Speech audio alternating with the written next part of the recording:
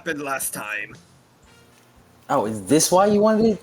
You're such a fucking. You're so corny, bro. You really waited so I specifically could do the recap. All right. Last time. Bro, called you corny.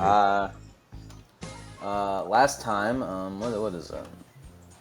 Last time we fought Mercy, the Winter Warsmith. Although she wasn't that yet, she changed into that. She changed into that, and we fought her. It was tough. She summoned a. Well, she didn't summon it. I don't think it just kind of showed up. A big ass spirit that was also like wintry and shit. And then after we beat her ass, we kidnapped her in her cripple form because in the middle of the fight, she blossomed. She became a princess. And after that, after we got chased out by a bunch of guys, we escaped. And now we have our kidnapped person. And, we're going to go. We went back to the Rabbit Mansion, and now we're going to, do the thing. Interrogate her, do whatever we need to do, I guess. Alright. I also did want you here, because we are, in fact, starting. I just also wanted to start you to do the recap.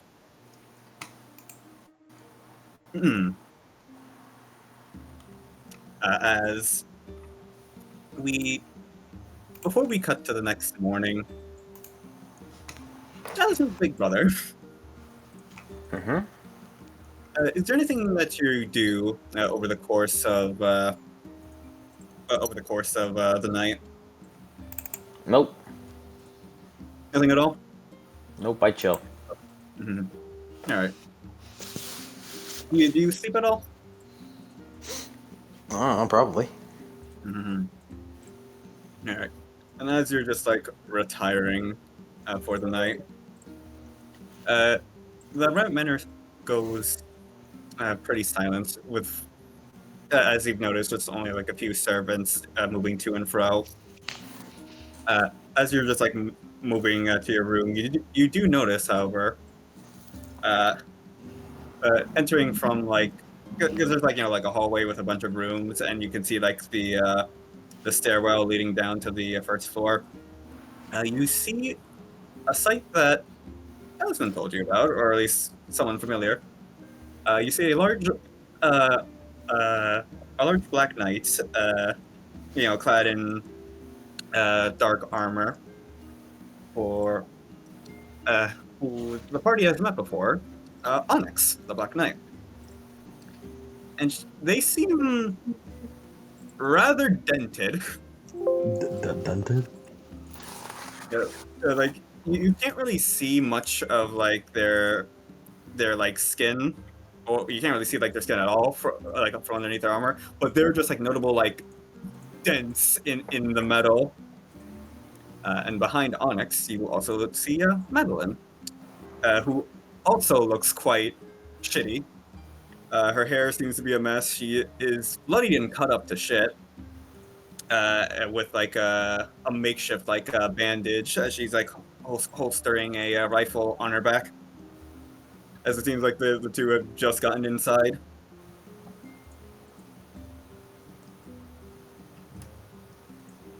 As they begin just like shuffling. I suppose I will walk out. Yeah.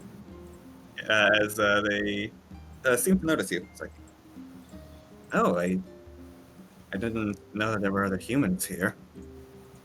You guys look messed up. Yeah, indeed. We had to make an escape. You look like Onyx kind of like tilts their head. Do you know a little? Do you know a little girl with an orange jacket? What the hell do you mean when you call her little? She's not little, even if she's my little sister. She's quite tall for her age.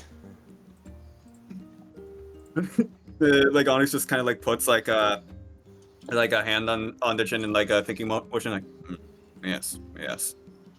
You do look rather similar. I suppose that's the family resemblance. Are the rest of you staying for the night? I presume. Yeah, we're sleepy. Sorry. Sorry, Really? fucking. Sorry. Sorry. Really do. I got Get out of here, infected rabbit. with Twitter. Millie crawling out of the woodwork. Hey, you're supposed to be asleep right now. Good. It would be nice to catch up with Arthur. I believe perhaps we can trade some information. You're Jasmine's allies. And then at the end of the day, make yourselves at home. He waves his hand around like he owns the place. I intend to. Though, the Onyx kind of just like gestures for Madeline to go on without them. I have to have a talk with the owner of this establishment. As Onyx just proceeds to just head towards April's room. So are they always like that? Like, do you know anything about? Because they seem, because like I hired them to like escort me. They kind of had like this. I don't really know what kind of vibe they have. Blinks. I don't know what you're talking about. she just kind of lowers her head. I guess I'll just ask the others when they wake up. But she like Madeline just kind of like straightens herself up and offers a hand, her one good hand at the moment. Madeline, you by the way. He holds out his hand, shakes it. As he kind of like steps down. Yeah, I guess there's also some info I could trade with your sister. Jasmine's resting right now. Whatever you can say to me. I guess it's more general info. I think maybe I should save it for the morning for breakfast. Probably. You need your rest. You're injured. Yeah, I'm gonna stop by the medic bay before going to bed. She politely waves you off as she heads to the med bay. If you need anything, let me know. Since you're Jasmine's ally and all. As he starts walking away. He's so hard boiled. Yeah. As if there's nothing else that Big Brother would like to do, we shall cut. Now, hold on. Let me just quickly get something.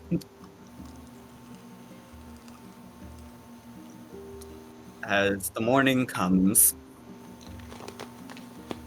as we catch up to the present,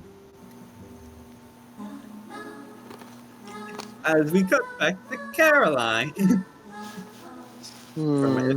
As we recall last time, she wakes up screaming.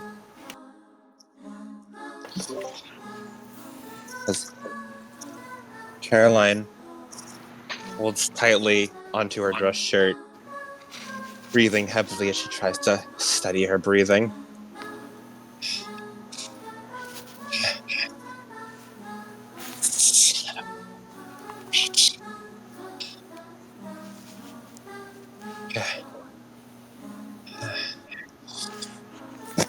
She throws the covers off as she is going to quickly throw her robe on, stuff her hat onto her head as she's going to march down to where Mercy's being kept.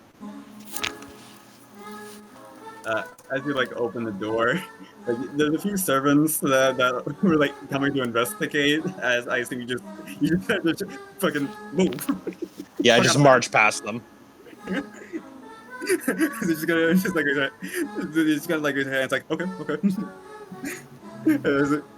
They don't intercept you as you march your way towards the room where they're holding Mercy.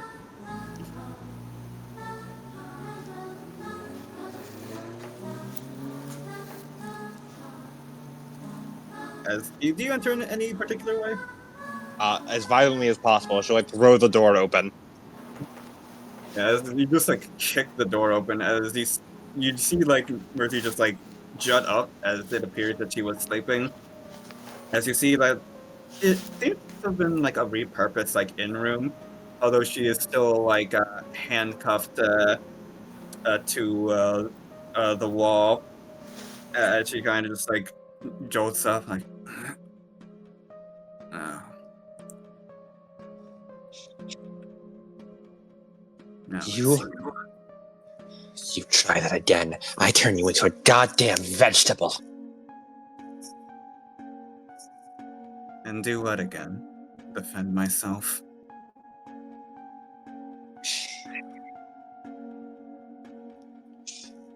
So high and mighty, are you? I'm just stating a fact, aren't I?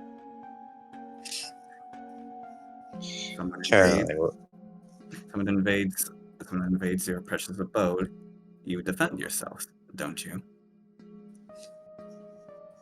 Yeah, I have to agree. As Caroline looks down at her, her eyes narrow and the stars dull. I'm sure every single changeling thought the exact same thing as your precious little war robots broke open their doors and slaughtered them in the streets. Don't get off acting like you're the victim here. Just hold on. Let me just quickly I'm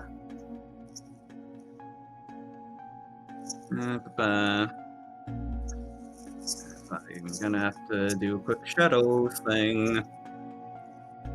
Maybe in shadows, painting. There it is. More gravity. Half inner light rounded up. Okay, with modifiers.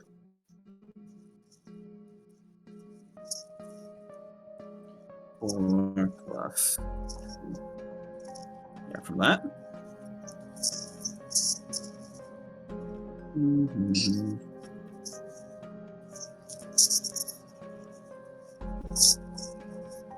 And -1.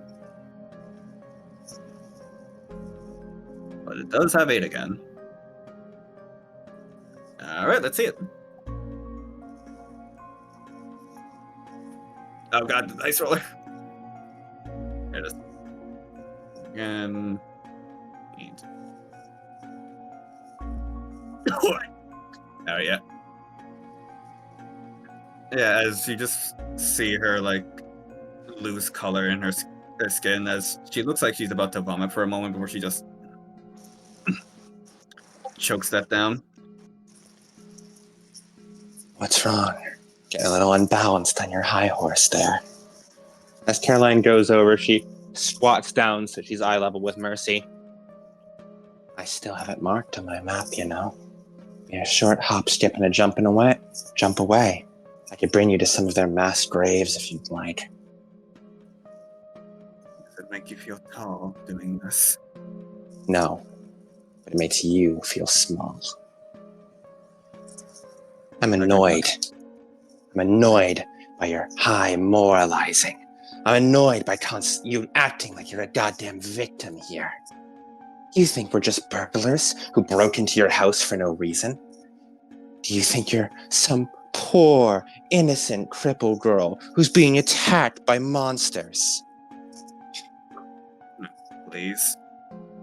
Don't pretend like you're in this for some virtuous reason. At least be honest. But you are, and it pisses me off. Caroline stands up as she looks down at Mercy. I know exactly why I'm here. It's for myself. It's because I'm not who I want to be, and I'm going to become who I want to be. And seeing someone put on some happy-go-lucky charade like you do constantly whining and whinging about your lot in life. That kind of shit pisses me off. If you're gonna do something, at least admit that you're doing it.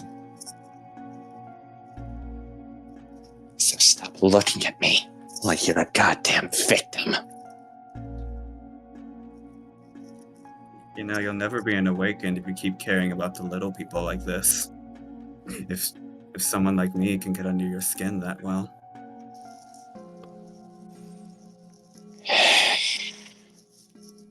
Caroline grits her teeth as a horrible scraping noise comes out as her nails dig along the porcelain of her palms.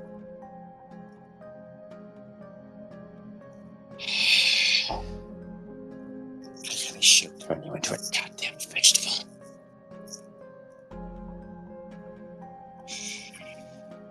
You. Caroline steps back. Whatever. Whatever. Just. Caroline turns as she slams the door behind her as she leaves.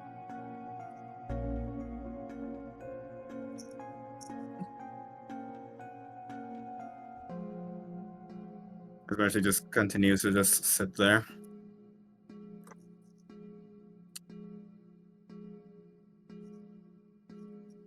As we'll cut to...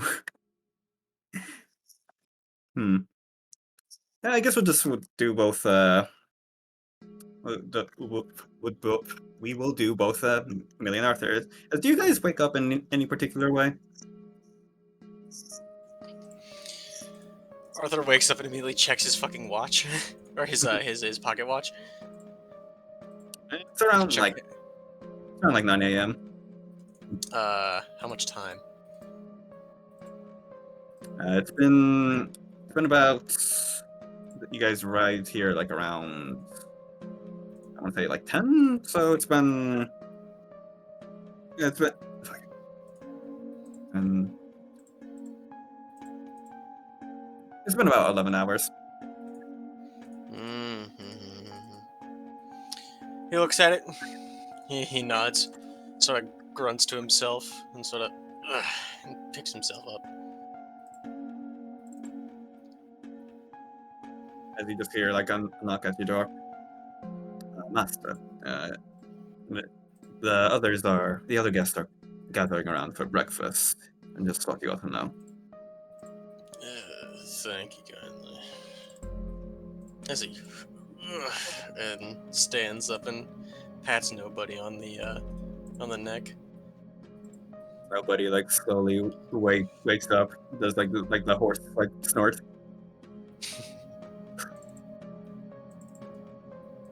He looks pretty refreshed. He didn't dream of anything in particular. He had the normal horse dreams. You slept well, buddy. Nod. Breakfast. As he slowly gets up at the mention of breakfast.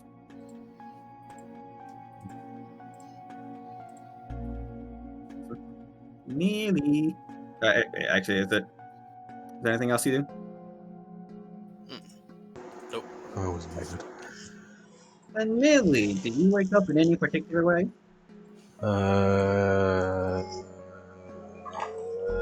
Did I drink something last time? I don't remember. Yes. You had a conversation underwater with a painter man. I woke up upside down on the floor.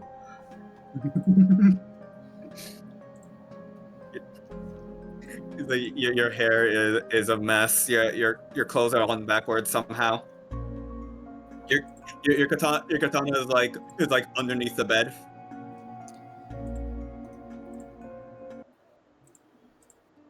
As you just hear like a knock knock knock. I wish to inform you, ma'am, that breakfast is ready.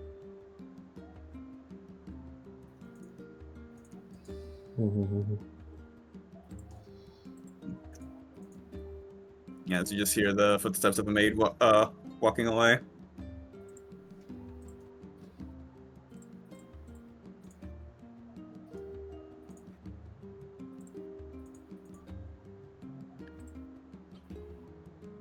if there's nothing else. Let's go do that.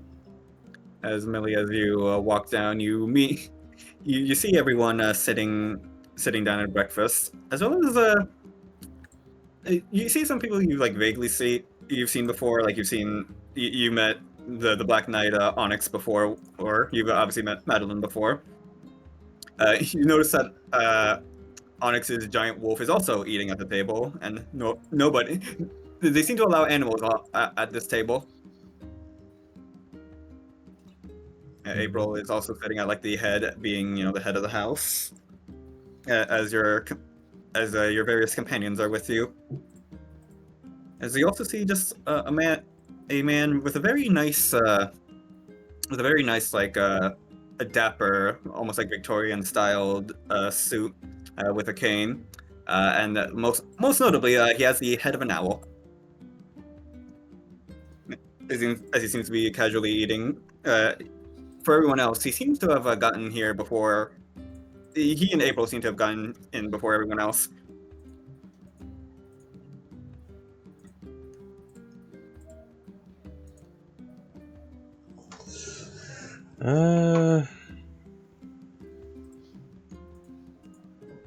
Yeah, no one else is here. Just them.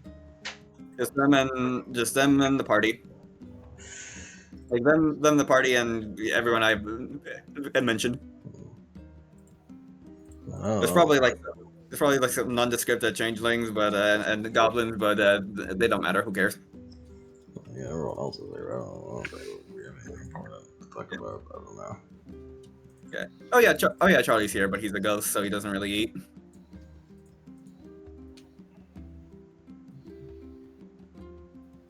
As everyone, you're at the table.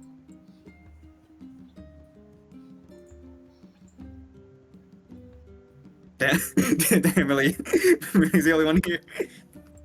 Everyone is so enraptured in the meals. Oh shit! I forgot I was unmuted. Nobody wants to talk to me. That's fine. It makes sense. It's okay. I don't want to talk to Morning. me.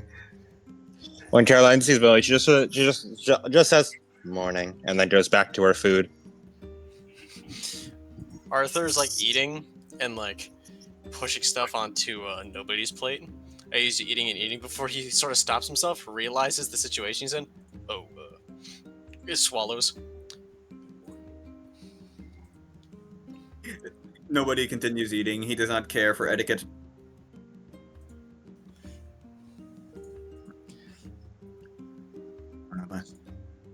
Well, it seems things are rather tense. Just like April speaks up as she drinks a morning glass of wine.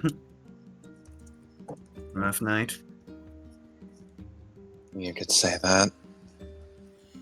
Caroline's eyes sort of like slide over to the owl man. Who's that?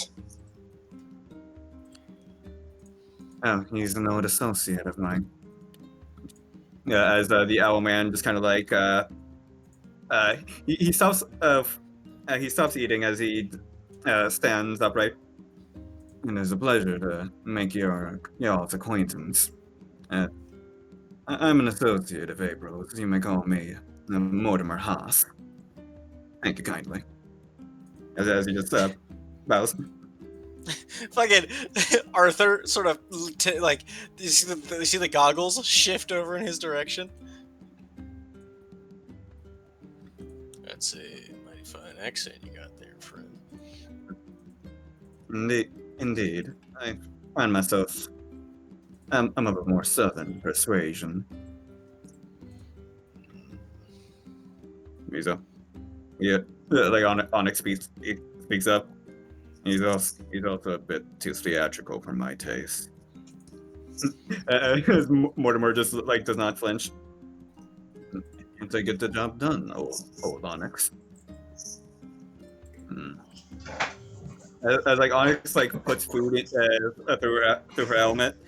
You guys don't see anything, but Millie, with your wolf hearing, you could just hear like the distinct like snarling sound as like the food goes into the helmet.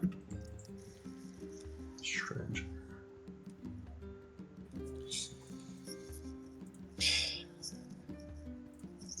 So, I had a dream last night.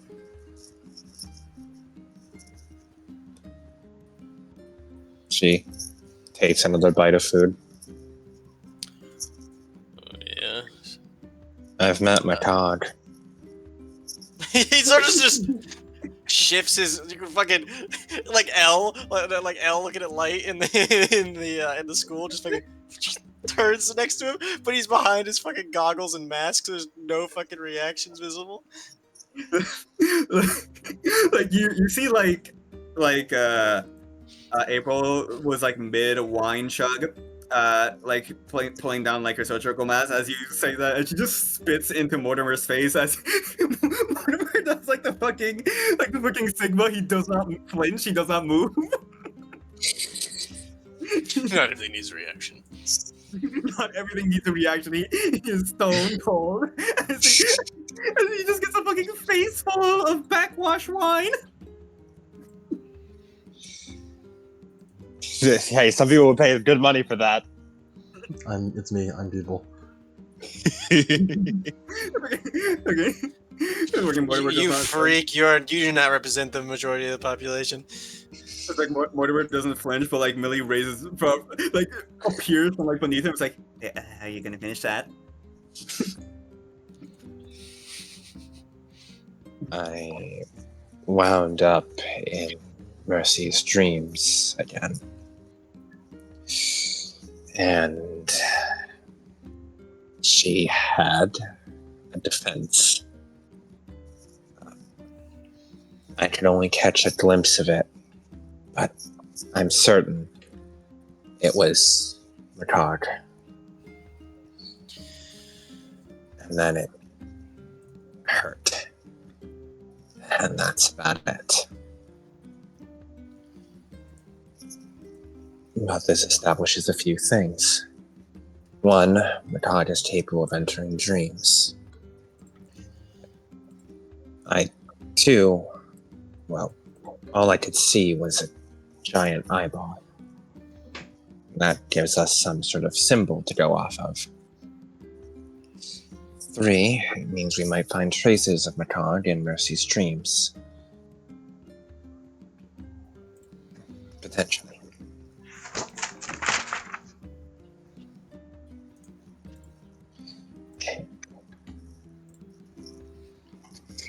I fucking love the Billy paper so much. Gain a will, point of willpower, Millie. This is right there. Just write down the Lake Sauron. Like Sauron. Like so. Yeah, like to give a bit of a To give a bit of a refresher, there was definitely like a much more like larger silhouette, but the only thing you could visibly see was the eye. Mm-hmm.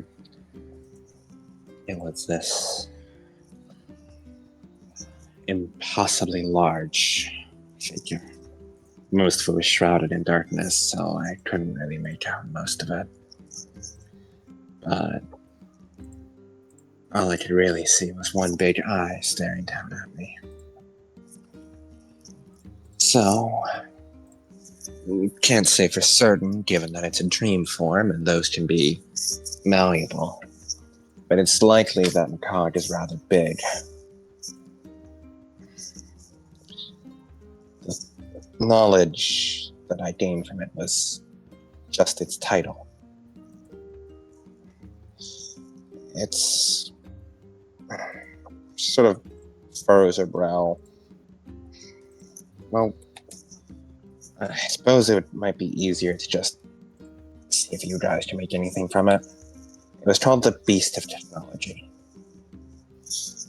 I'm not sure how metaphorical and how literal it is, but it confirms that Makog has a strong connection to technology, which we can already assume from its war machines.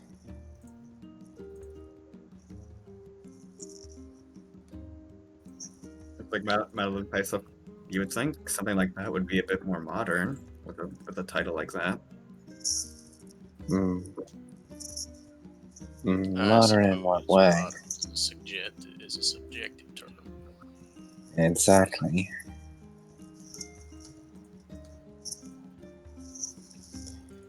We have no idea. To me, all y'all are futuristic.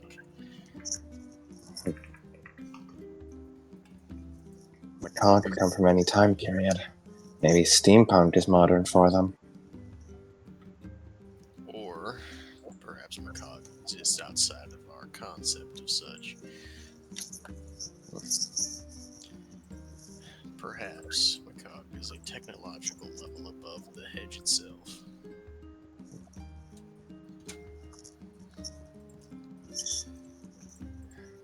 Could be. Very well true, especially considering how much of an invasive species it is.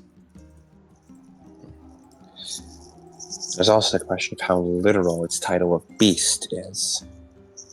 It might very well be a begotten, sort of trails off, creature made of nightmares.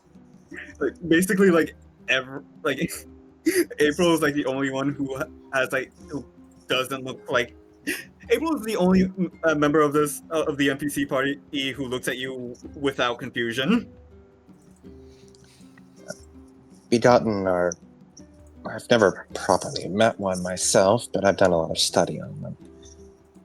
They're creatures that are the manifestations of fears. So if Macaw is a begotten, it would be the manifestation of the fear of technology itself. It would also line up with it being able to invade dreams, as it is, well, begotten are creatures of dreams. Nightmares specifically, but she does like a wave around. All sort of comes from the same place. That's a whole other topic.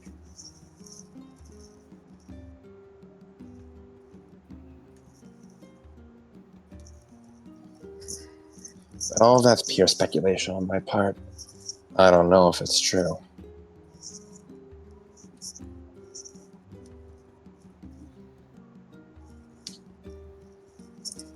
I don't suppose anyone here has had any rumors, anything hearing about a beast of technology before? April kind of like thinks to herself, like, well, I haven't exactly heard of a beast of technology, but I have met beasts before. What was it like? Now, I've met a handful, and the only two I've ever met in the confines of the hedge. The thing that remained consistent was their very presence kind of warped the hedge around them. Like, I guess it's sort of like melding, the hedge sort of melds to them. And the second one I met was less than pleasant, as as their powers seem to. She kind of like taps the side of her head. They do quite a number on us, particularly. Hmm. So if it is a beast, I wouldn't recommend getting hit by any of their powers. Yeah, I can confirm it's not pleasant. If it is a beast, at least I don't really have a frame of reference. As she trails off, mumbling to herself. Most things that affect the psyche fuck us up, more in particular, but as a word of warning.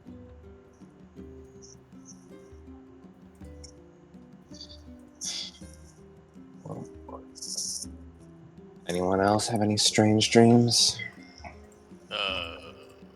Comparatively, not quite. Anything important happened in mine? I don't think I actually remember all the details. You mostly just like found out that that this painter guy knew Selena, the lady, the vampire girl who owned your locket. But you guys mostly talked about art. They talked about art over the guy. Charming.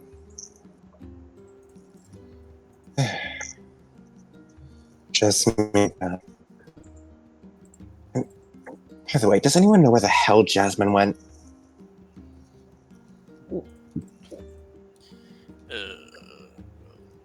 Has anyone seen her around the mansion? He shakes his head. No.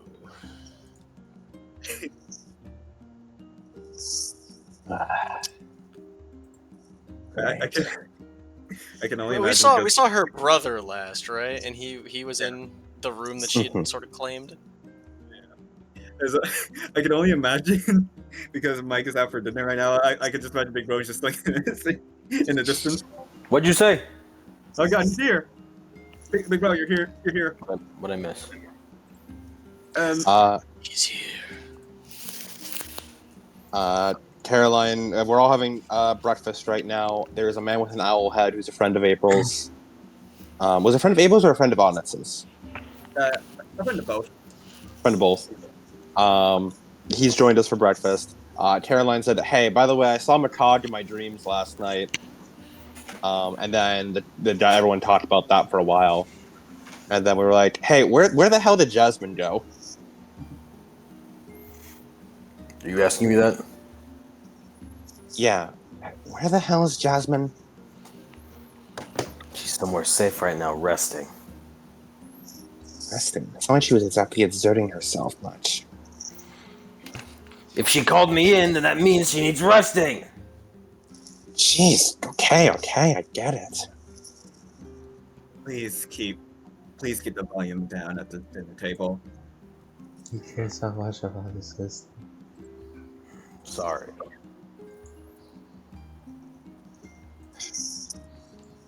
Does anyone else have anything to share before I go over my to-do list? I had a dream. Mhm. He sort of like sheepishly raises his hand. Caroline rests her cheek on her hands as she looks over at him. Have I told you about the? Originally, she was called the Heroine, right? Yeah, Yes. that was the title.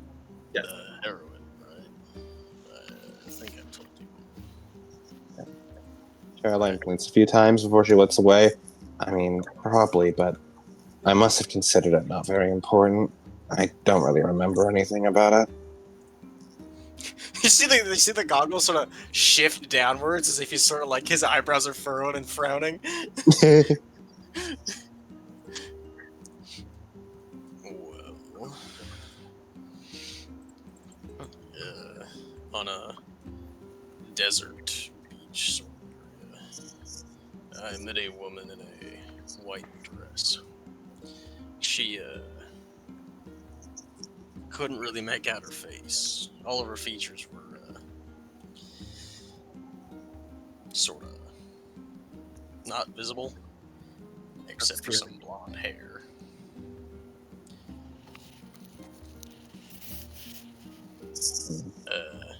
And now,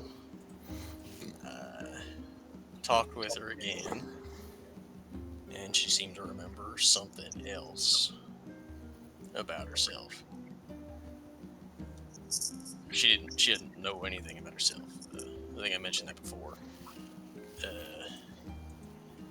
But she remembered she had a title. The changelings in the audience look towards you. Yeah. Eyebrow raise. That with a Something capital somebody. T. I'm not quite sure. She mostly said that it was something that people used to call her. I don't think she mentioned title with a capital T.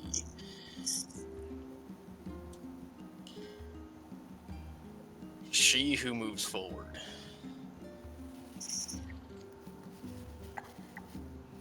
I rose for a little bit. Yeah, it's still not sounding great for the capital T title, I'm gonna be honest. Yeah. And also Arthur as well. She started like growing flowers. One that seemed to have Was it like on her body or like on like the ground? like on the ground around her. They were like a bright orange with like like a like almost like a sickly dark spot at the center of it. And as well, like once you like remembered her name, you started to make out like the appearance of like scars on her body. Oh, yeah. I remember more now. She remembered her name. She who moves forward, at least. And these flowers started shooting up. These orange flowers with like a black spot in the middle. Looked all weird. And scars started forming on her body. Like she'd been through the ringer. Not sure if any of that's helpful or coherent or anything. But he shrugs.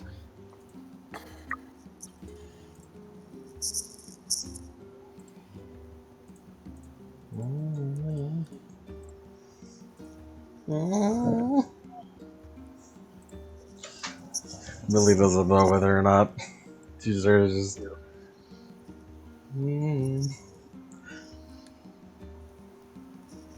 Do you have something to say?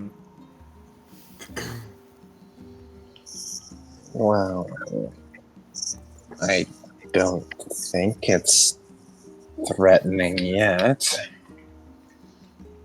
Just kind of concerning. A little bit. We're on friendly terms. Like Arthur, you do recall that she did say like, "Oh, she did tell you that she has met other changelings before, and she like all she's ever elaborated is she said, I know how to defend myself." The first time we met, she did say she had met other changelings and knows how to defend herself. So he scratches the side of his head and sand fucking falls off. Yeah. And also, like Caroline. as a changeling, Arthur, you are also aware that you are in her dream whenever you sleep. Whenever I sleep, she's not exactly in my dream. Caroline narrowed her eyes. I thought you said she had no memory. But she remembers meeting other changelings. Vaguely, like a passing ghost of a memory through her mind kind of deal, I think. For clarity, Arthur, is more just the fact that she doesn't know much about herself. She doesn't know anything about herself, mostly. Some awfully convenient amnesia right there. He nods.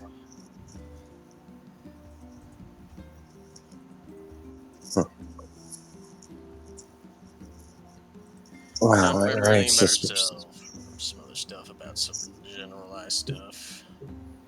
I'm in her dream, at least. I know that.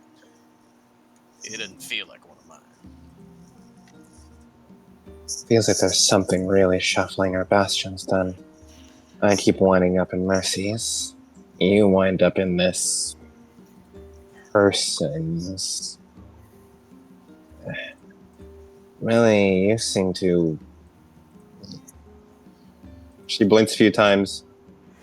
You were doing something? Oh yeah, Millie, you did learn that he was that he was a vampire in your dream. Oh, he is a vampire. Caroline blinks, she has entirely forgotten any previous dream conversations with Millie, and does not make the connection to the previous dreams that Millie has had. Oh, okay. Okay. Oh, okay.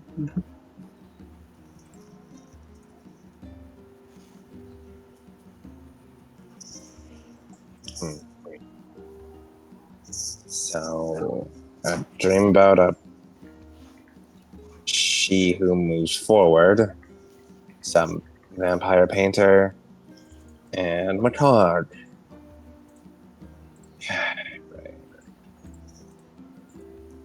Okay. She looks over at Jasmine's brother as she trails off. You still haven't told us your name, but whoever you are, give me the chance. Ask Jasmine if she had any strange dreams. Okay. I'm sure she didn't. Every night, she sleeps peacefully and calmly, like that of a baby. It's adorable. Caroline's face wrinkles up in disgust. Even Millie's kind of weird about that one. Even Millie's kind of weirded out by that one.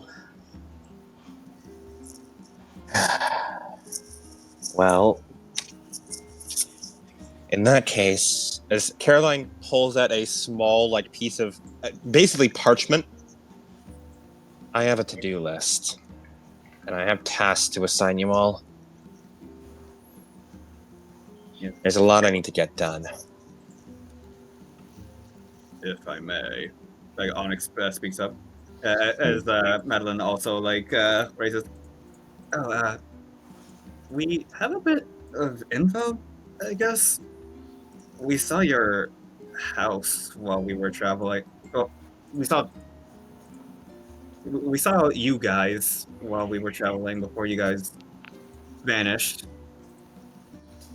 in that snowfield near that manor. Uh-huh. We had an encounter with a masked man and a hooded figure. Oh. Yeah.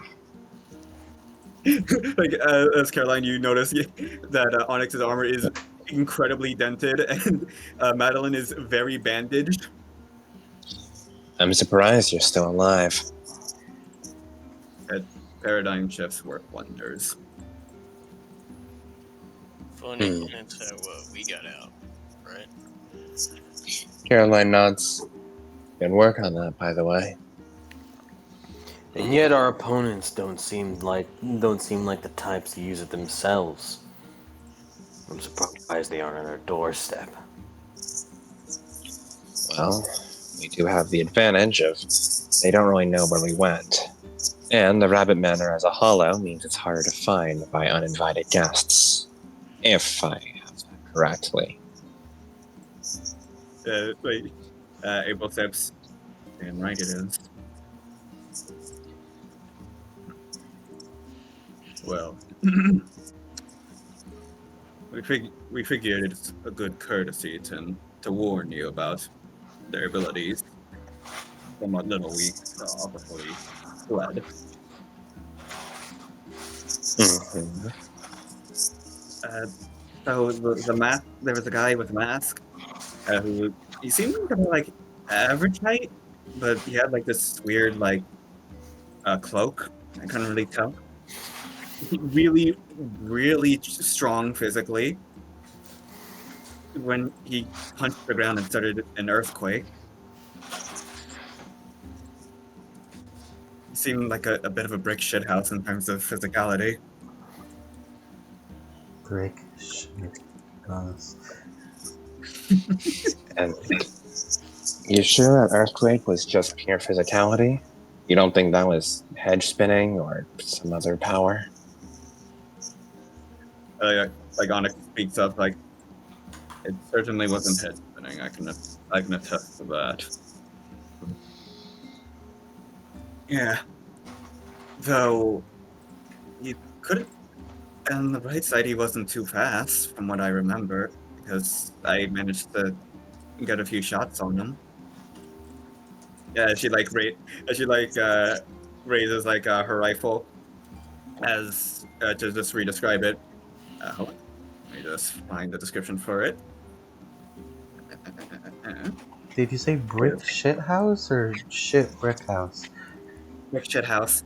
Yeah, as she pulls out a sleek-looking rifle with a scope.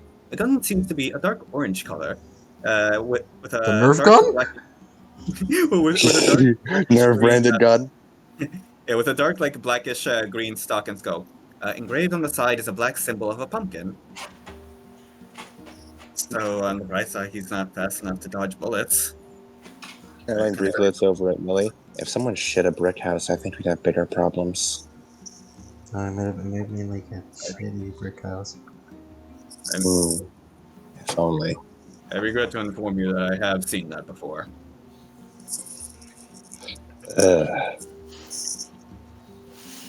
I rip out that page. I eat the page.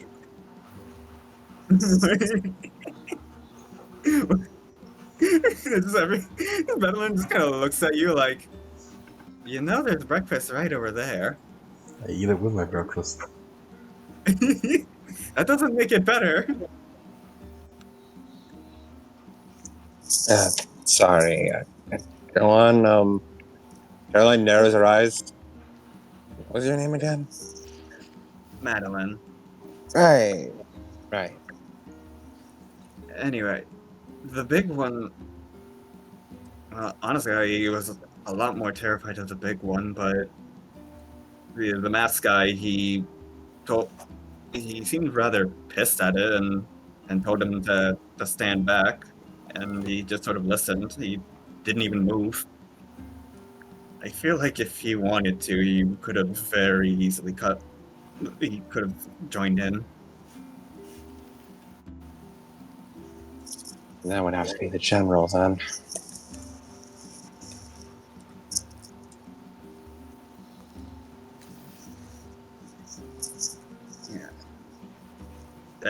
She kind of just like looks at like General. Oh, that was what I called him from a vision I saw. He was commanding a bunch of those little war machines. He's like if my theory is correct, an overseer of sorts. Mercy's blueprints said that the smaller ones needed some overseer to make them function properly. He's that overseer. It's more that. Sorry, I'm like butting it. I just want to because I just want to be sure like everyone has it like clear. Is it avoid confusion? But yeah, it's more that it's more like they function better with an overseer because like they need to function well, like as like a standard attack mode, but like with like a sort of like overseers that's a controller, they function a lot better, sort of like a hive mind sort of deal.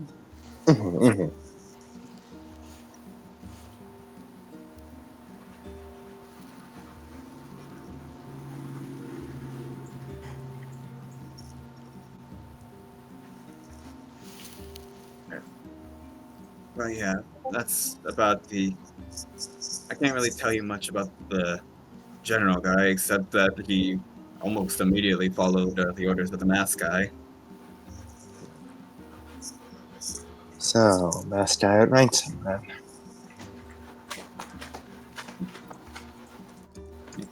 He also admitted the constant sound of clockwork, while the masked man did not. Makes sense.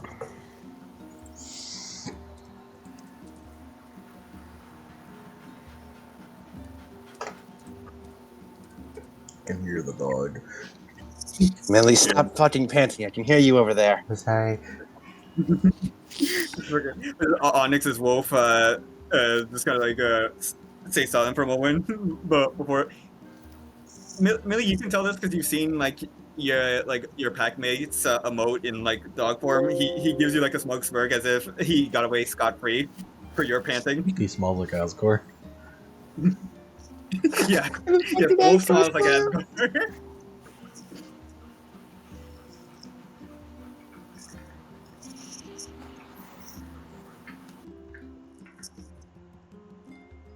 Yeah, that's about all we could tell before we understandably left. Just a human, man. I'm not fighting that.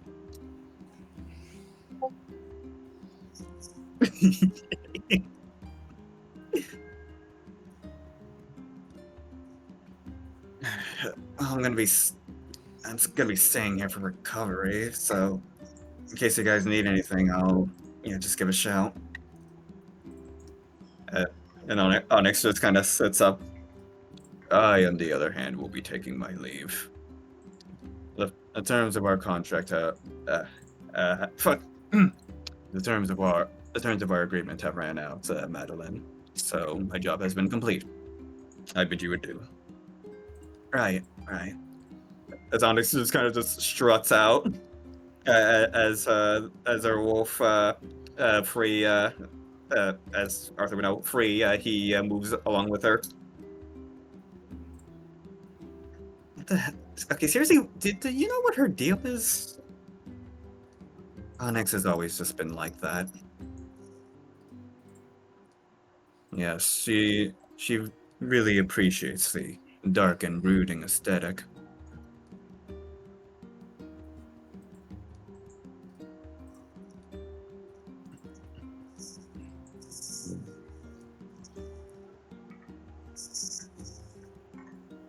I read that though.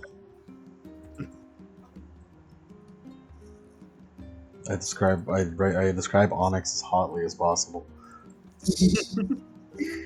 As you were also like Millie, you were able to pick up in the conversation her.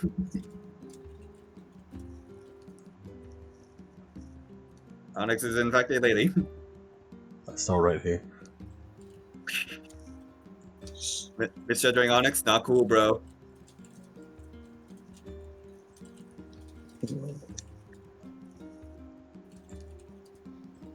So, so you said you had a to-do list. Oh, right. So, as Caroline holds up the parchment again, there's a lot I want to get done, and I'm gonna need some, I guess, helpers along the way. The main order of business is prepping to invade Mercy's dreams, as well as interrogating her to get information in the mundane. She sort of backtracks a little as she looks offside. We're not really mundane world and the not dream world. Anyway, yeah, that's one. She does have another finger. Then I have some tokens to make. Arthur, I want your assistance on that one, especially since one of them should be for you. So I'll need you to invest a bit of yourself into that. 3, does anyone here know how to cook? Like April raises her hand as Charlie, Charlie, who's just kind of been sitting there like awkwardly, also raises his hand. I'm actually a rather good one. I can make Good. frozen burritos. Frozen burritos? They're quite cheap. I'd imagine with a name like that. I don't make a What is lot a of money as an hobby. What's a burrito? You know what a burrito is. It's a Mexican. did you It's a freeze it? Mexican food. You know what a burrito is. How did Dog, I'm from Montana. They were Mexican cowboys, motherfucker. Yeah, the fucking vaqueros were down in fucking New Mexico and Texas, dog. Yeah, it's fine. You know what a fucking burrito is. How did you get it frozen? I'll need some goblin fruit. A good couple of it. I'm running a little low on clamor, and I'll be expending myself a lot for this. I'll also need some to cook. I'll be making something to properly poison Mercy with, so that she stays unconscious while we invade her dreams. I'll also need some hedge I'll also need some hedge spices. She then mumbles a bit. What else am I gonna need? Oh, right. She points at Millie and then over at Jasmine's big brother before sort of frowning a little bit. Are you gonna find Jasmine anytime soon? I don't have to find her. I can call her whenever I need. Whenever she Sure. needs. Well, then pass a message along to her. So, Millie and Jasmine, when she gets it, I need the two of you to make something symbolic of yourself. As part of my ritual, I'm going to need the both of you to be able to dreamweave like Arthur and I can. So I'll use a ritual to temporarily give you that power. But I'll need to destroy that something that symbolically represents your dreams. It doesn't need to be absolutely important. It just needs to symbolically represent your dreams in some way. So you need to find something like that, or make it.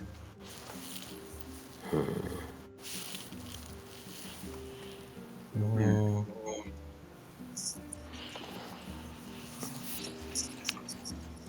Well, Um, Malin raises. I mean, I collected a bunch of spices on my travels. You could use that. Anywhere. Hmm. The magic will make it wind up tasting good anyway. Hey, Yeah. just so you're clear, neither Jasmine and I dream. Huh? You what?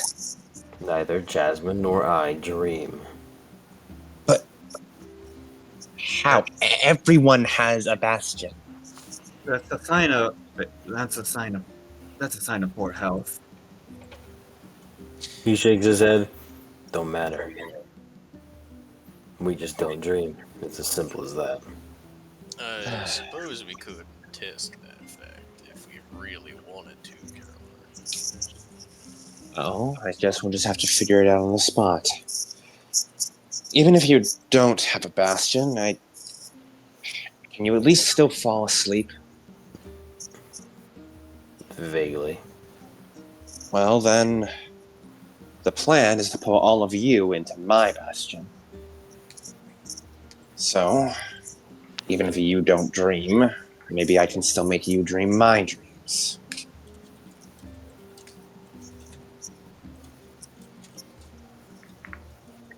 Fair, a fair assessment. Is there anything else? Like, I don't fucking differentiate these women voices. As April clears her throat. Was there anything else that you learned on your recent travel? Perhaps if it's involving the area, I could provide us information.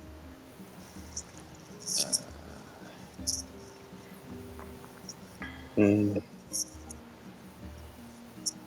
I don't think so. I mean, we found an old mansion, unless you could dig up some info on that, maybe. I, sup- I suppose. Did you find anything like any reference to the hedge out here? Uh, oh, there was. I may I have. can't. I can't remember one. Shrug. Well, in case you do remember, I have been around this area for quite some time, so I'm rather up to date if it involves the Seattle. Hmm. The one thing I think of is sort of bumbles. I mean, there was something about the Great Seattle Fire, but I don't know if it was anything too much. That does actually bring up a point. Recall that I sorry, notification. Recall that these machines started popping up around 130 so years ago. From Hmm. from my calculation, at least from my at least from where I started, Mhm. it lines up to around that same general time frame, if not a little bit after.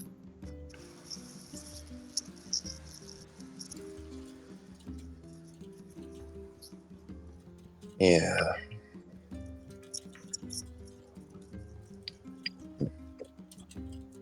But, yeah, I'll be honest, that's about all I can think of.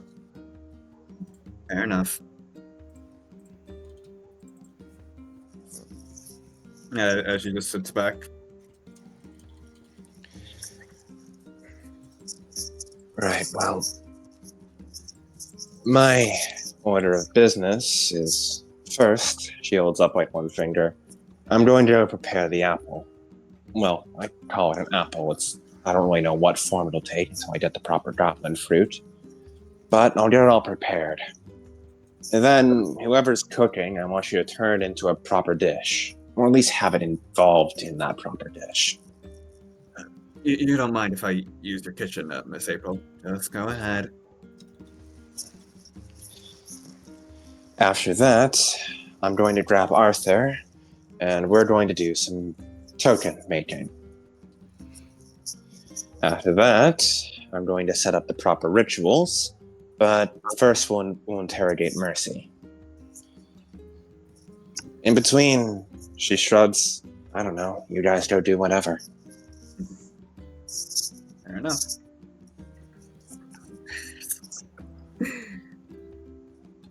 There's a...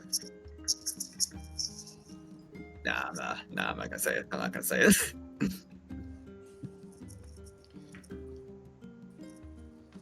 Yep.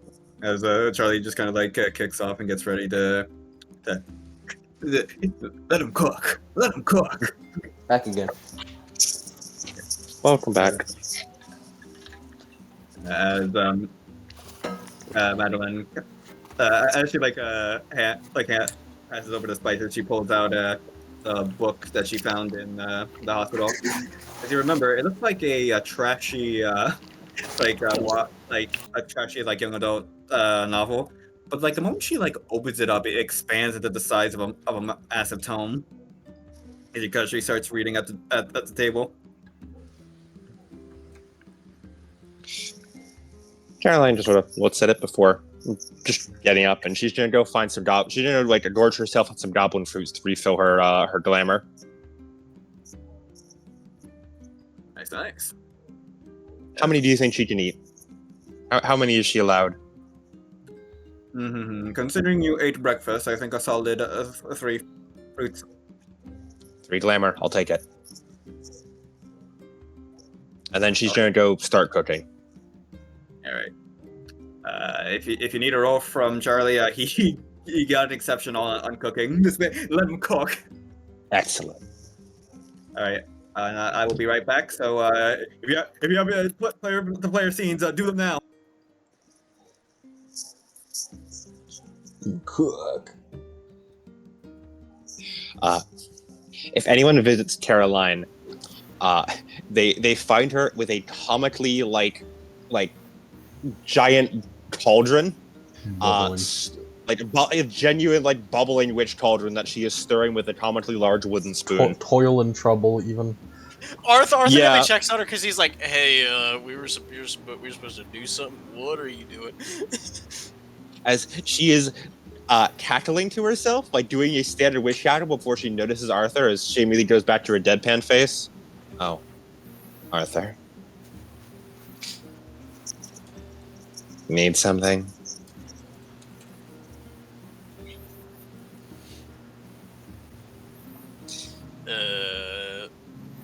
Was that part of the the part where you have to do things that resonate with the themes of the hedge and stuff? She nods. This is a ritual I created. Apple of delicious deceit, I call it. You ever read... No, you're before Snow White was a thing. Oh, but I mean like the Brothers Grimm? Oh, yeah, you have heard? Oh yeah, the one where she hold on, I'm trying to remember what the Brothers Grimm version of Snow White is. Wait, hold on, again, they were... I'm trying to think. Actually, he might not have heard of it because I looked at the dates and, they died in 1848, probably before their stuff became very popular.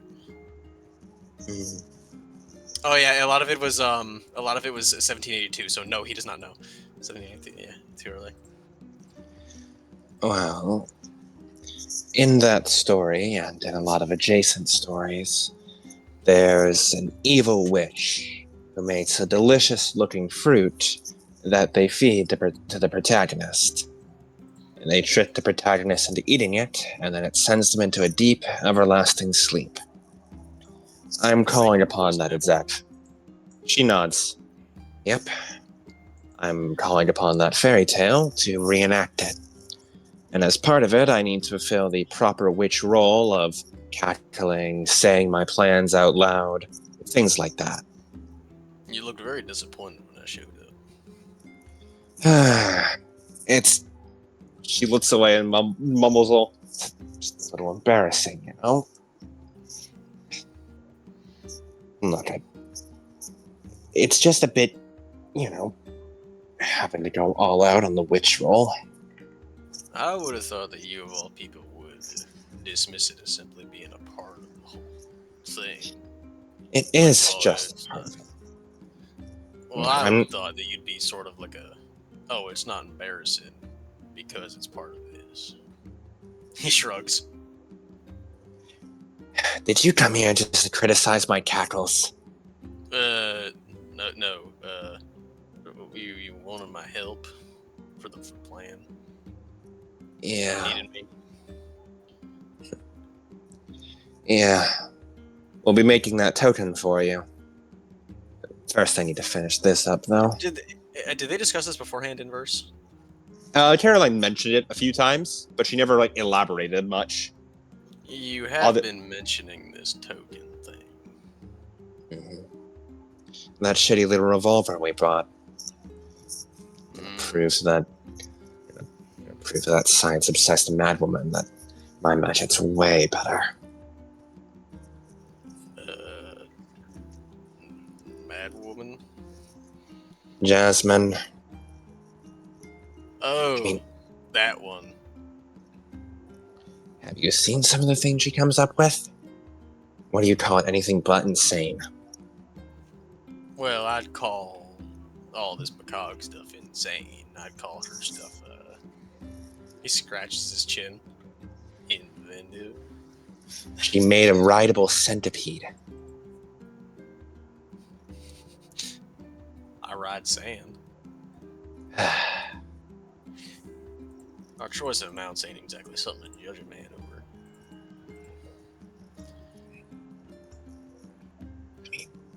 She's just weird. No matter how you slice it, she's weird. I think her older brother is, Weirder? Weirder, yeah. That's just the thing, though. Him being weird makes Jasmine weird, too. Who the hell are they? Where did Jasmine go? He shrugs. I have no clue. I thought you knew. I don't. I really don't like that. I don't like not knowing.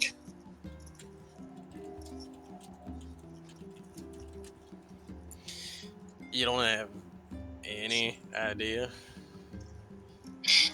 No. When I look at someone, I can get a general good idea of what they are. Comes with. She gestures towards her eyes as the stars in them sparkle a little. At a glance, I could know that Millie is an Aratha. I could know that you're a changeling even if you had your mask on. But Jasmine's just a normal human. No matter how I read her, she's just a human. A human. She's just a human? Not even like a weird kind of human thing, like how, what was that? Do we know the blossoming shit in universe? Is that a thing in universe that we figured out, or is that just an out of universe thing? Caroline knows it, but I don't think she ever explained it. Yeah. If anyone else could know, Jasmine could possibly know, and Millie, you know what the fuck blossoming is. You know what a princess is. I'm not. I don't even. Millie knows intimately. Oh, I know. Yeah. Oh, I know. Yeah. I just mean like in general, from like when you guys saw that shit happening. But Arthur, from your point in time at least, this is before Princess came back in full swing, so it's unlikely that you would know. Caroline shakes her head. No, not even like Mercy. She's just a standard human. Nothing even remotely magical about her. But her inventions are so strange. And I mean, surely you must have noticed. She knew everything about the house we were in. She could tell you exactly where our cameras were, what was down certain hallways. She's weird. Well, I think we're all a bit strange. But why can't I tell that she's strange? What? I don't know what's strange about her. Well, he scratches the side of his head.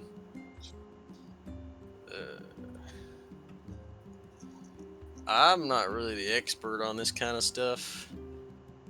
I mean, maybe it's just really advanced technology. Maybe. But she's also the most cagey. I don't know anything about her past. I don't know what the hell she's done before. She doesn't tell any of us jack shit.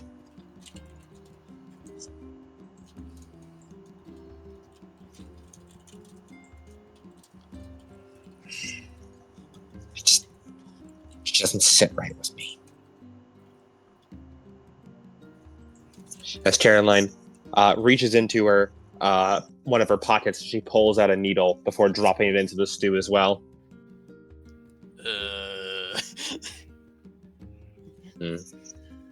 What? She pulls out another needle from her pocket, so she spins it around her finger before it grows out to an arm-sized needle.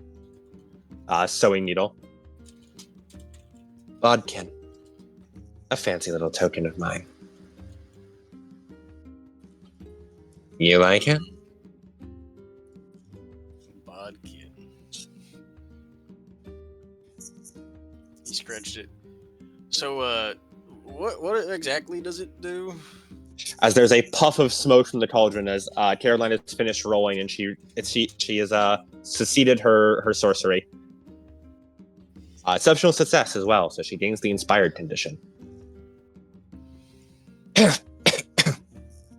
Well, as she puts the needle away, as she reaches into the cauldron and pulls out, what does the goblin fruit look like?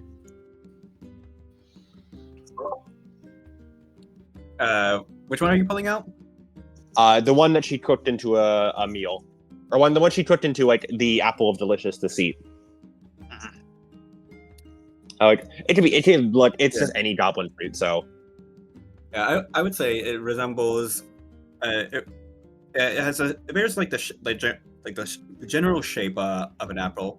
However, upon closer inspection, you would see that the what would be the skin of the apple is more of a what would be like the texture of apple skin is actually that of layered like concentric layered like paper, almost like a very intricate like paper mache apple with red ink drawn on upon it. well, normally when I do sorceries, as she shines the apple on her shirt, I have to gather ingredients for each and every hecatome.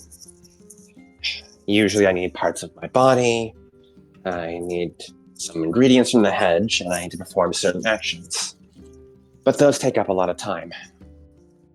So, I have my bodkin. My bodkin lets me shortcut sorceries.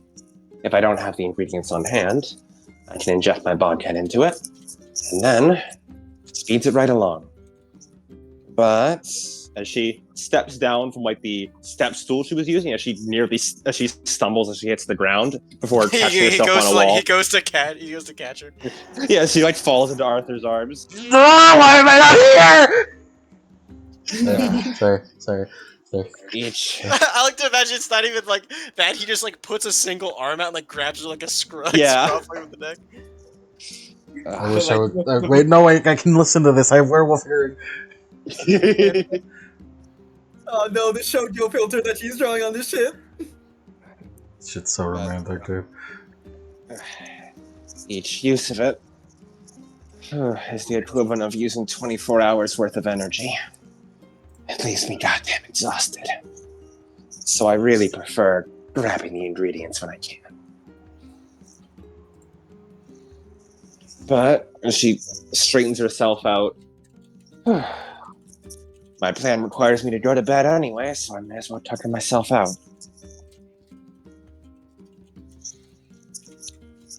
Arthur, as you see the apple, you really want to eat it. Just looking at it, you really fucking want to eat it. It looks so good. You can hear the Sandy scrape of his fucking tongue against his lips. She quickly holds the apple behind her back as the feeling begins to dissipate a bit. Don't eat it. You'll die. Well, you won't die, but you will go into a month-long coma. Well, she sort of looks back. Week long? Well, more to day long. It can be a little imprecise with these. Actually, for you it wouldn't be too bad. You just need, well, I call it true love's kiss, but your lips would just need to make contact with something you have a strong sympathetic connection with. So, nobody would be able to wake you up real quick. But still, it'd be a way. A little bit. It doesn't even need to be a proper kiss. He could stomp on your face and it'd be good enough. As long as it's something you have a strong sympathetic connection. You see his face soften at the stomping on his face, right? He's remarkably chill with that. It's actually kind of fascinating. As she looks at the apple, tossing it up and catching it again. I wrote into my ritual that true love's kiss would be what awoke it. But the word twisted, it changed it to fulfill a loophole. Put a loophole in my own work. Kind of scary, to be honest. Word sure loves its loopholes. Anything. Yep. Found out that anything with a strong sympathetic connection would wake you up if it touched your lips. Nobody stomping on your face, or a mage to touch their dedicated tool to their lips and that would wake them up. Really, even your most hated nemesis could do it if you hate them enough. But she tosses up and down again. Won't matter too much. The main benefit is that it puts her into a coma. She smiles over at Arthur, a little smug. You see, when someone's in a coma, they don't have access to dream weaving. So her main defense against us will be down, in addition to ensuring her bastion remains there for a long period. Wait, they just can't? Yep. While someone's in a coma, they have no ability to dream weave. That's why it's dangerous for changelings. Normally, you and I are able to wake ourselves up whenever we're asleep, at will. Unless we're in either 1, someone else's bastion, or 2, a coma. If we're in a coma, we don't register that we're dreaming. We're just stuck in our bastions, prisoners, until someone wakes us up.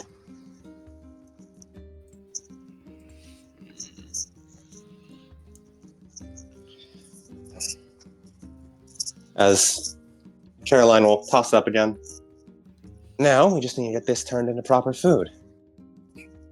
She smiles a little as she looks at it, still smug. Normally, I just use it raw, the old Monster Hunter strat. Leave it out, hedge beast comes, eats it up, and passes right out. Then just one good whack and they're done. That explains some of the odd sights I've seen. But making it into food will make it more palatable and easier to disguise. Speaking of, as she taps it, I'm going to spend a glamour and use coin mark on it. You know, I honestly I didn't expect that you would try and make it palatable, given what we're. I'm going to make sure she wants it. We're going to be trading her this food. To her, this is a prize. She gives us information, we feed her. And in reality, our prize is the fact that she gets it at all. But if she thinks she's getting one over on us, or making a fair trade, she'll be more liable to want to eat it. The apple can only nudge people. In fact, if I force someone to eat it, then the magic won't work at all. It's based around trickery and deception. The person needs to be tricked to eat it for it to work. So, if we trade it to her, then she'll eat it.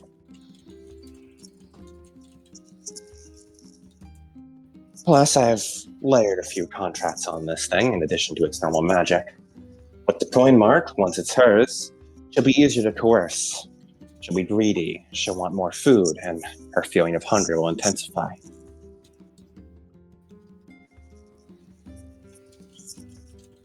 As long as we say the right words to her, of course.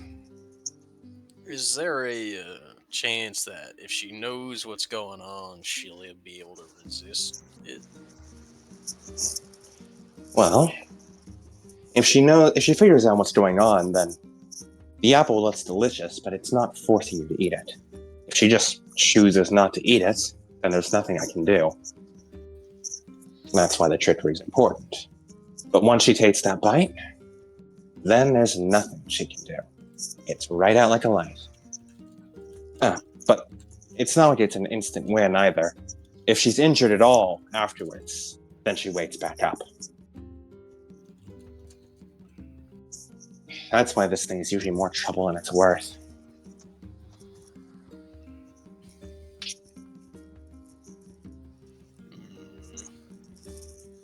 So does the token come in this regard? Oh, Or is this unrelated? the token's unrelated. I'm just trying to get you some more firepower. Speaking of, let's go get that done. Hey, Ghost! She calls out towards the hallways. Where the hell are you? I have your food. Charlie enters the scene as he just Hey. like walks into the door. You called for me. There you go. Catch. So she tosses him the apple. Grab him. Don't eat it. You'll go into a coma for a month if you do. So do you want me to add this to the cooking, or? Yep. Make that into a meal we're going to serve to Mercy. Right then. He dissipates, and retroactively he gets five hits. So whatever. Goddamn, that shit's a 5-course meal out of 1 apple. How does he do it? I don't know. Damn, this is why Jasmine hired him. Wait a fucking minute. It's Exactly. a delicious apple cobbler. No, I know exactly what. I know exactly what. I know exactly what Charlie makes. This is gonna be Mercy when you guys interrogate her. Just sent the fresh apple fritter. Hello? Did someone say fritter? Oh god, she's back!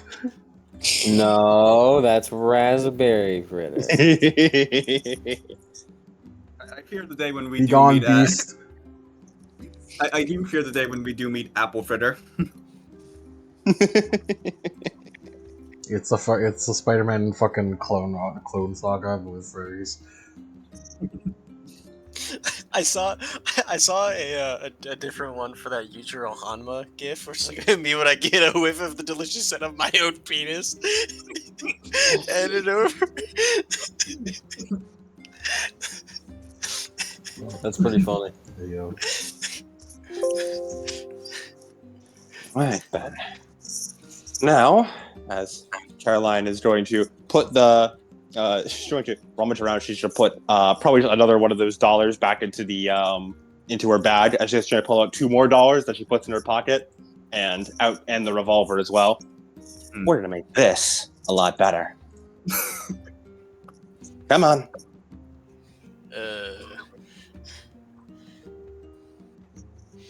As Caroline's gonna walk to go find an isolated room. Am I supposed to come with you, or? Yes, you are. Come on. All right.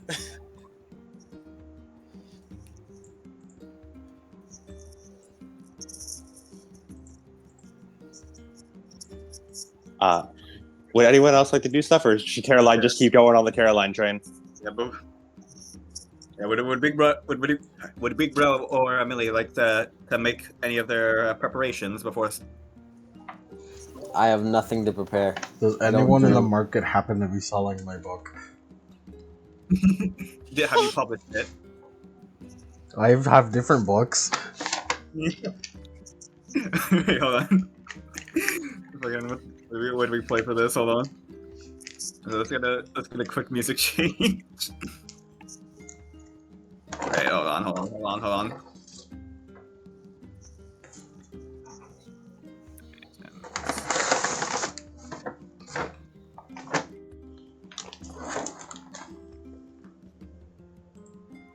Fuck.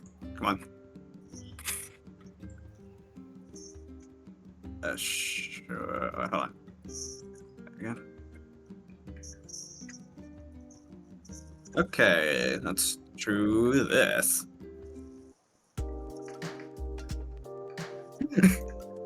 So, a brief intermission as we cut to Millie walking around in the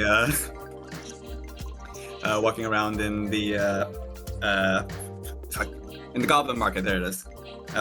As you're just seeing a bunch of various creatures and critters peddling their wares. You see an orange, and you see a talking orange next to a giant fucking dude who looks like the Thing. Peddling wares. He speaks in a very annoying voice. As you see the woman from before that talked with Jasmine, with the white hair and the closed eyes, as her style looks, as usual, very out of place. But you also notice among her stock is Millie. Please, give me a title. give me a book title.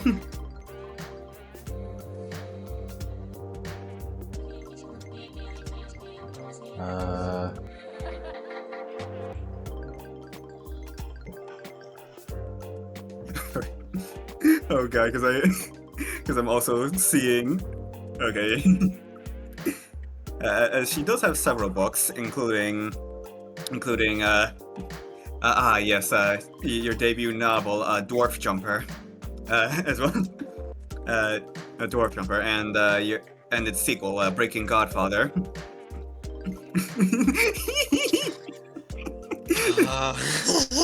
Okay, so one of Millie's published novels, High Tower of Love, and has like a very clearly like a poorly drawn image, like a sort of poorly drawn image of what looks like Nathaniel, but like a knockoff shirtless. No, hold on. It's like that fucking thing of Fred, where Fred has the big. Yeah, it's like when he's in when Fred is in Twilight. Nathaniel looks like that. It's like I legitimately pulled up the fucking Shadowrun name generator for movie, and I was about to fucking say, yes, the finale of the trilogy, Lore and Desperation, Unmasked. Yeah, that's what Nathaniel looks like. Like the fucking covers like this. That's so fucking crazy.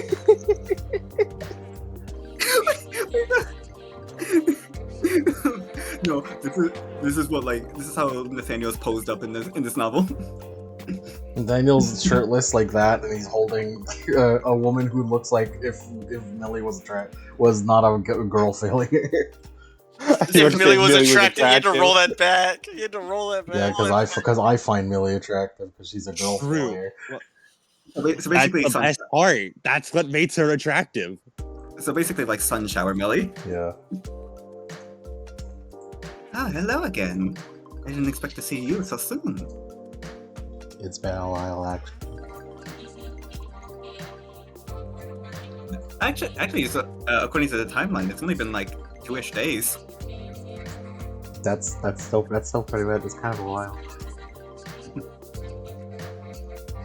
She shrugs. Anyways, I need this. You need a copy of this novel? Yes. Do you sell a lot of Enigma novels? I saw a handful.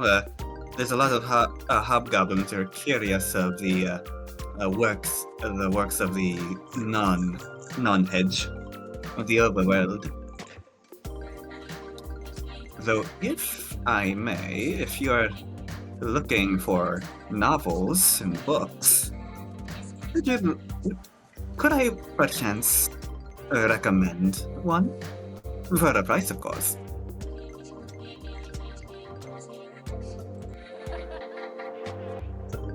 Okay. Excellent! Yeah, sorry, hold on. Hold on 1 second. Is the one recommending me something. Is still making me pay. You're the one recommending.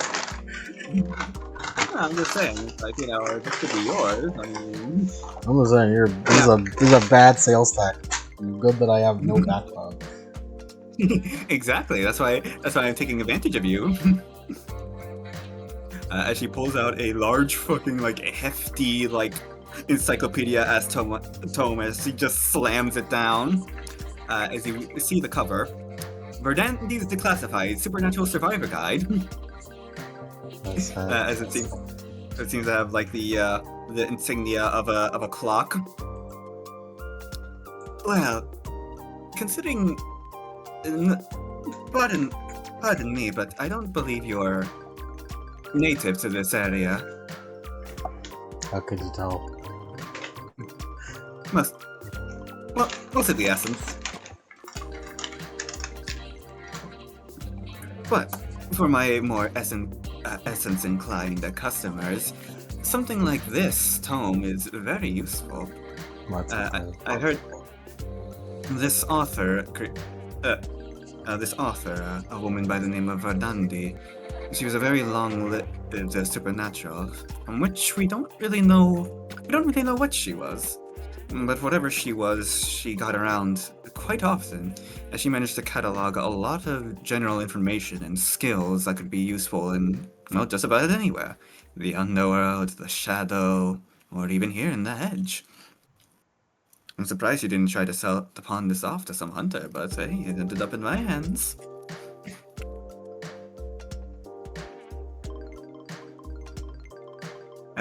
Would you like to take a look at the book? Okay. You focus at all?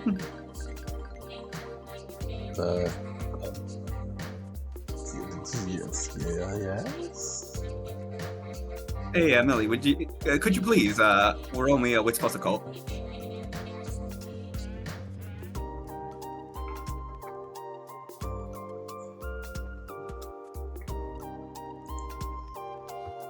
What have I said now?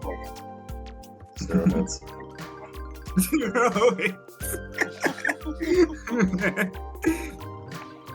As you look at the book, as you feel like, okay, Millie. Okay, hold on. Before I do this, let me just look at something. Would you like to upgrade that to a dramatic failure? I guess. I'm not that desperate for beats or anything, but sure. Let's see, hold on. Let me just look this up. Let me just look this up real quick. There it is.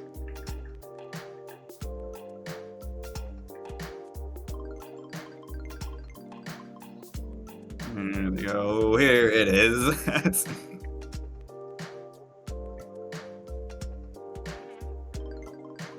As you like look into this book, as you just feel like an immense wave of just knowledge impart into your brain, as you feel like almost like the secrets of the universe are in this book, as you are just like locked in, like you know that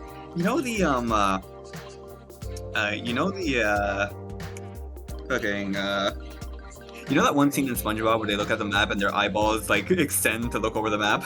Yeah. That's you with this book right now, as you as just for this scene you just gain the captivated condition.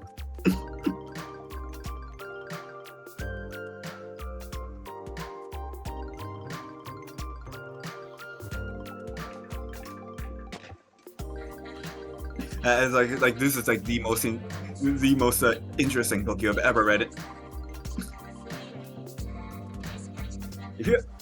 Okay. Well, I want to say this. Yes, you feel like with the power of this book, you could accurately guess all of Nathaniel's measurements with it. Well, I wasn't gonna buy it before, but now I need to.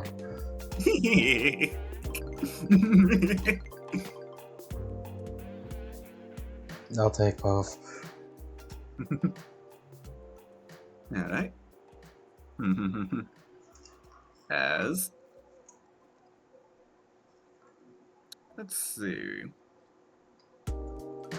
And I won't really ask for a traditional payment. All I just need you to do is sign something for me, if you could. I would just like an embarrassing memory.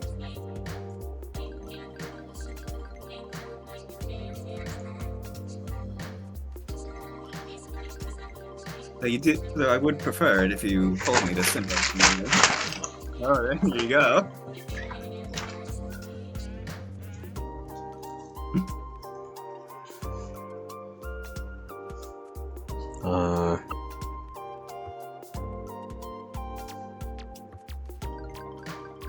When I was in human high school, I went to the prom where I had no date.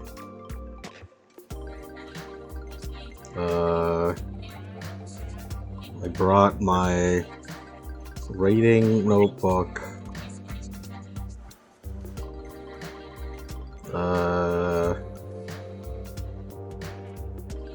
Through a series of misfortunate accidents, all the papers flew everywhere across the dance floor, and everyone read the self-published fanfiction of my schoolmates.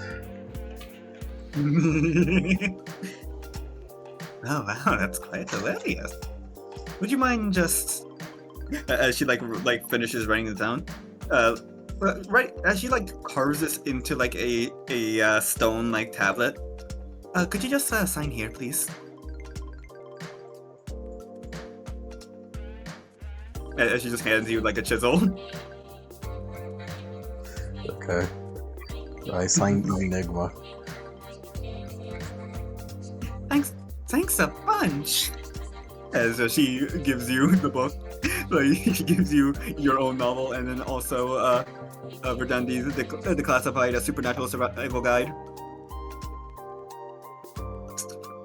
Adam, you need to tell me how big Nathaniel's penis was now. So this is the cross I must bear. It's less that it gives you the knowledge of his penis, and more that through this power, it gives you the intelligence to accurately measure it. It's like the fucking, the GeoGuessr guy, where it's like, he's like, this isn't Sweden. It's like, How big's that dick, boy? small, leave me alone. Small, leave me alone. Another satisfied customer.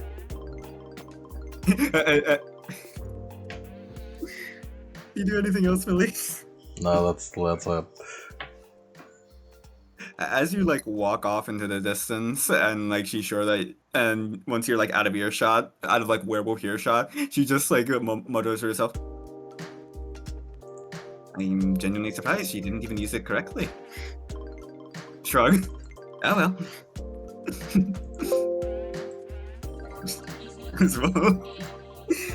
Well, we'll find out what that does later.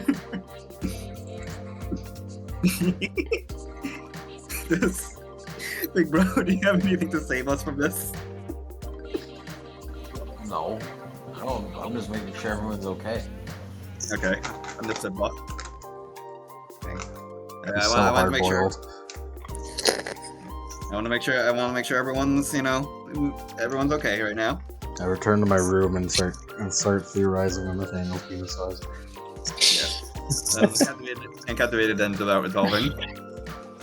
But anyway, yeah, if Big Bro and or Jasmine have nothing to do, then you must continue the Arthur Caroline Power Hour. I have a sandwich to eat now. And also for plot convenience, and because I think it will be funny depending on what happens, Millie, you can hear whatever they're hearing.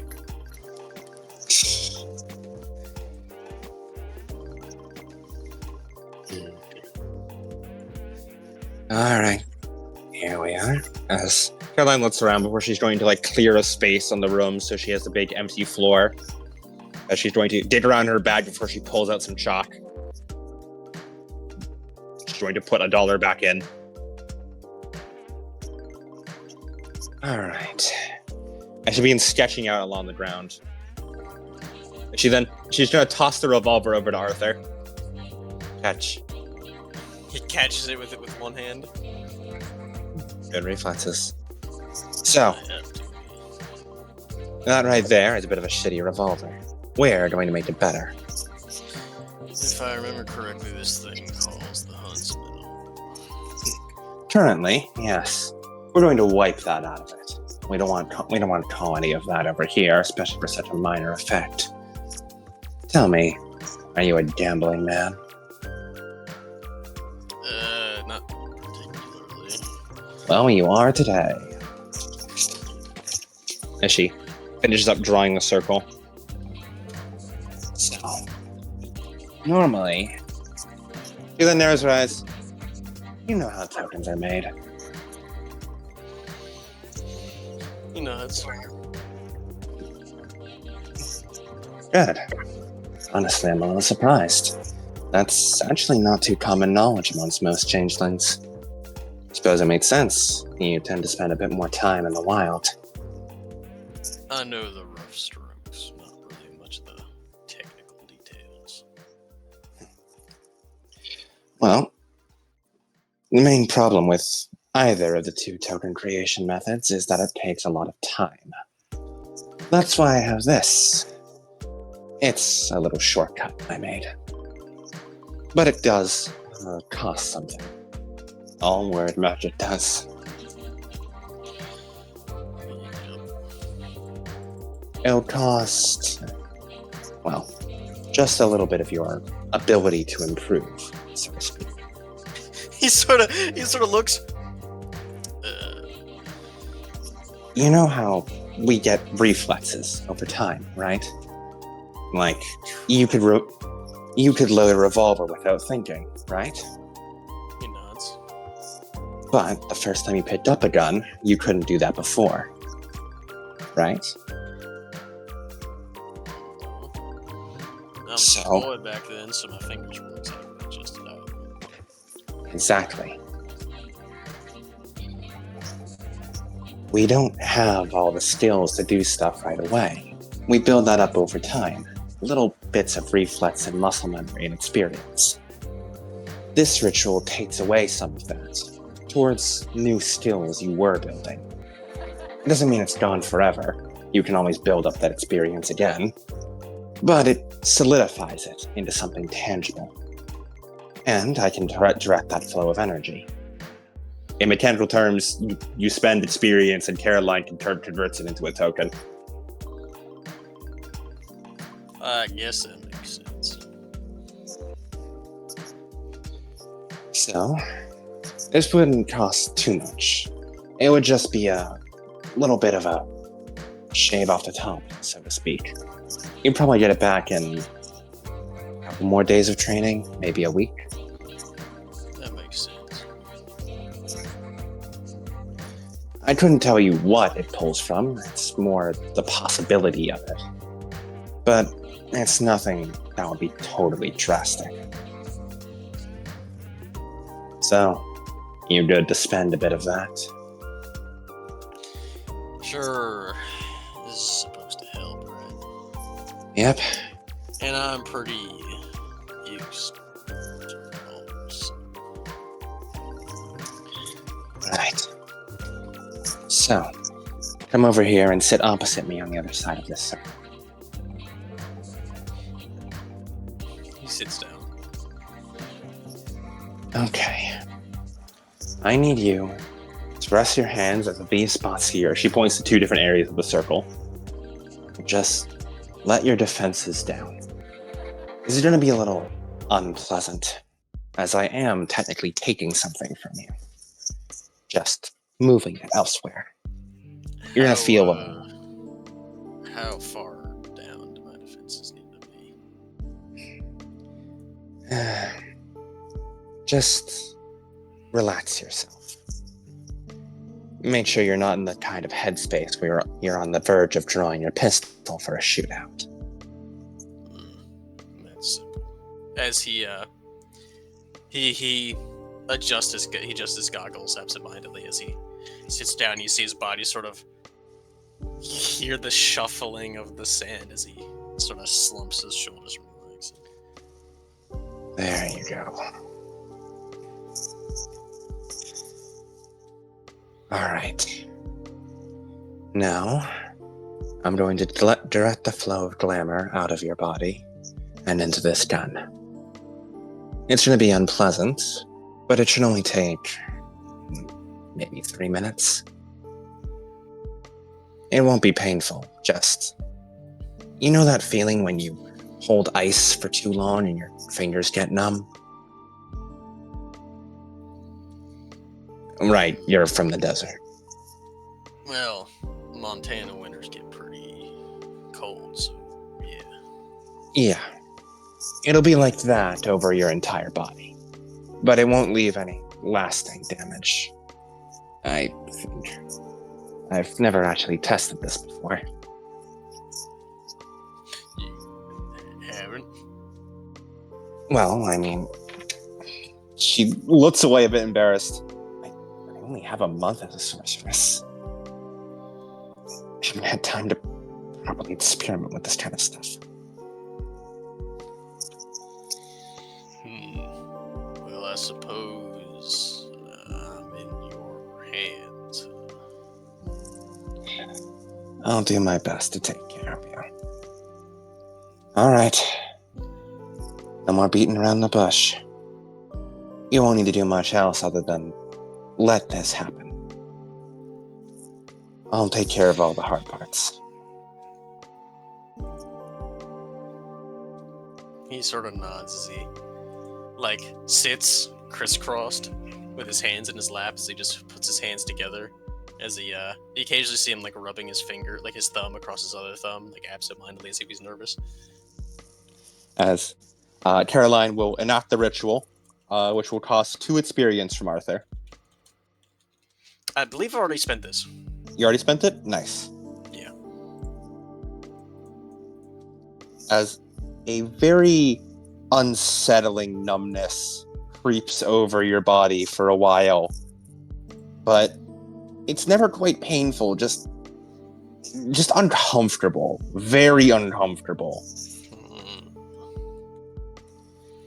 But after 3 minutes, it feels like that abates and the warmth starts to come back. And we're done.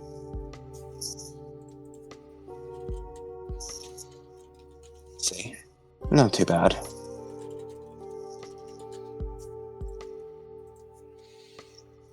How you feeling? He raises his hand up. Uncomfortable. No lasting damage. Can still move your digits. He and quick draws his sawed off, as he just points it straight up into the ceiling before he puts it back. That's good. Good. As Caroline stands up as she picks the gun off the ground. It looks much the same it did before, but it seems to be almost glowing a bit more. A bit, not actually glowing, but it feels more intense.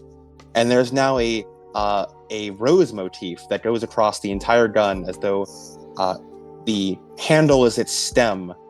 The stem is engraved into the handle, and the engraving goes up along the barrel before flowering at the very end of the barrel.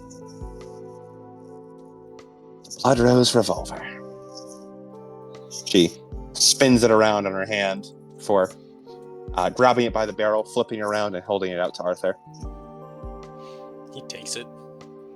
He spins it in his hand a couple times. He holds it forward. There you go. As he looks.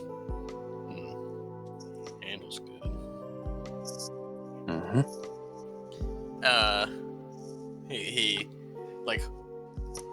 I'll have to make a rudimentary holster for this.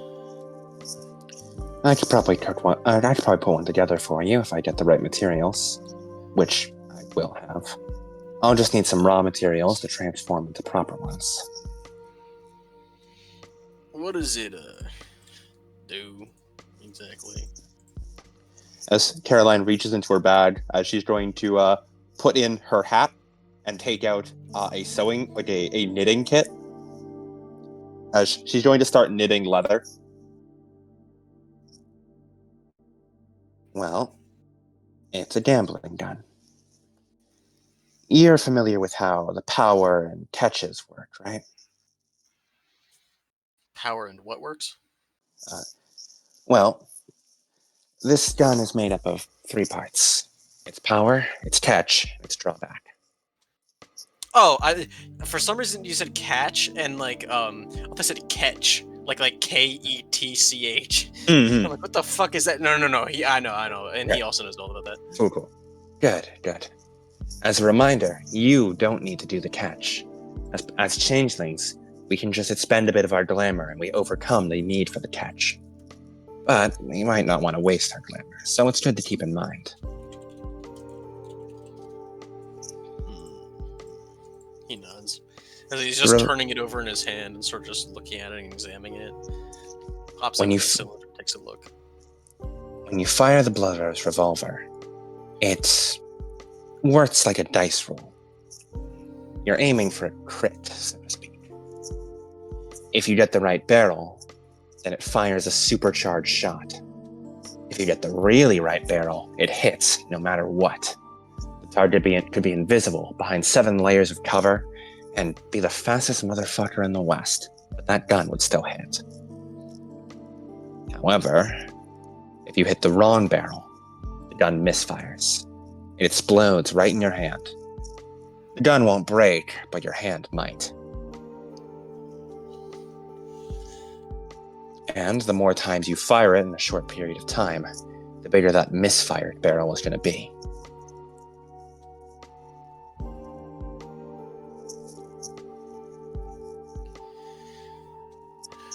Interesting. Every shot's a gamble, so it's more of a good backup weapon.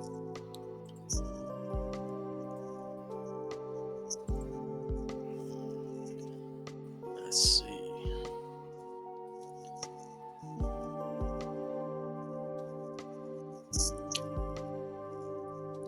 So, what do you think?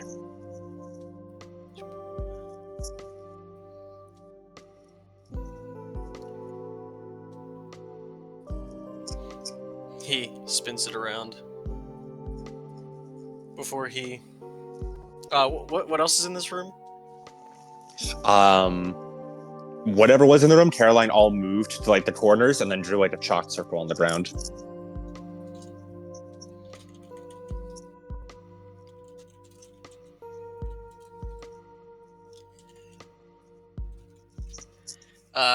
Is there? Does Arthur know that if he like took a pot shot at like an object or something, he'd get in fucking serious trouble with the rabbit house? Do you know that, Yank? It depends on what you're shooting. You know, I have an idea.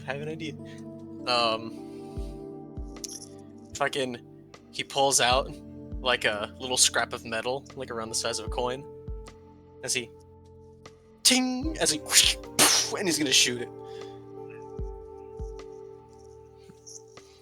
And I'm going to test it. I'm gonna test my first roll with this revolver. Oh god. And this will be my fucking thing. I got a 5. Okay, that's good. That means it does an extra 5 lethal of damage. Yeah, I need to roll to hit first. So. Yeah. It'd be really funny if you missed. It would be kind of funny. I don't know. Please roll. Please do it. Do it. I got 3 sucks. Damn it. Yeah, as he flicks it up like a coin, just like a scrap of metal that he had in his pocket, or something like a broken clasp from his armor that he long since replaced. As it just gets fucking obliterated immediately. As it smokes as he and spins it around. As he looks over, I guess I got pretty lucky. Caroline has like a smug smirk on her face as she continues knitting, watching that.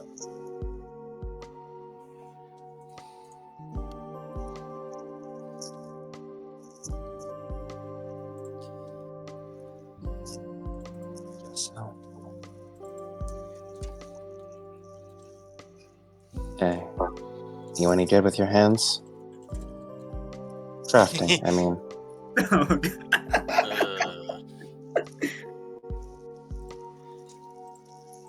Not particularly.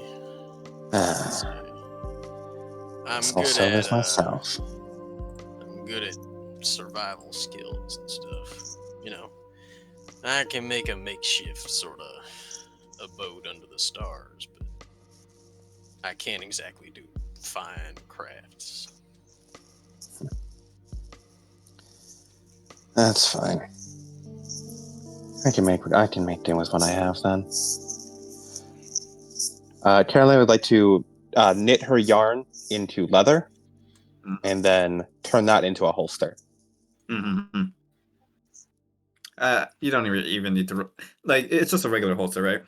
Yeah. Yeah, then you don't even need to roll. It's just basic. As turning her like yarn as she like knits it together as instead of like a scarf or something coming out, just like solid leather cut like is somehow formed between these knitting needles. Before she finishes up, she pulls the last bit tight as she hands it over to Arthur. There you go. One holster for you. Should be your size. I'm not sure how much give I should give. I'm not sure how much give I could give to it when you're made of sand.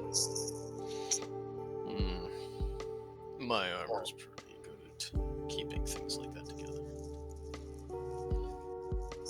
As he begins attaching it to his belt, and he holsters the gun in it.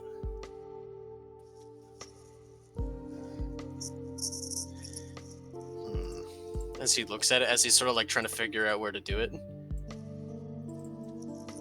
as he stops for a second, as he has like his sawed off on his right hip, which would be like the standard like quick draw position, as he puts it like towards his left hip, as then he, like you see him stand, you see him grab at his waist with his right hand, as he dramatically pulls it out and holds it in front of him, which is definitely a slower draw than what he's normally doing, but it's definitely more dramatic. Good. You're already learning. I don't need to quick draw this thing. Caroline nods. It's all about the show. It's all dramatic. You're picking up on this dramaturgy thing rather quickly, to be honest. He shrugs. You hear the sand shifting. Maybe. As Caroline snaps her fingers as her broom appears in front of her, and she's going to begin working on repairing that. Mm-hmm. Your lightning sure did a number on this thing.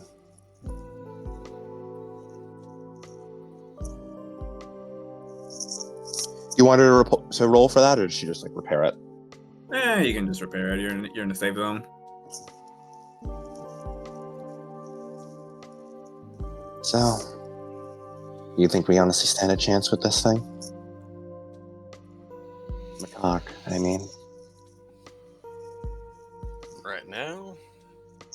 I don't know. Eventually, maybe.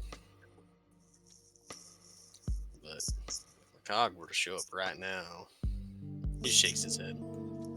Not a chance. Yeah, I can agree with that. She shivers a little. Which is why I'm a bit worried about this whole plan. At least a little bit.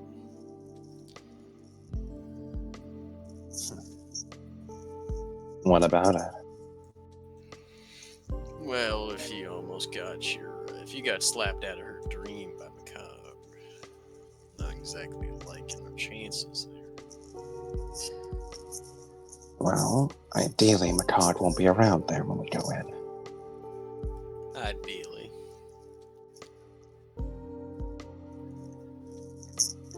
Besides, what more choice do we have? Wait around and hope something else comes to us? I suppose that's true. It doesn't matter what we're up against. I'm not giving up this wish. Neither am I.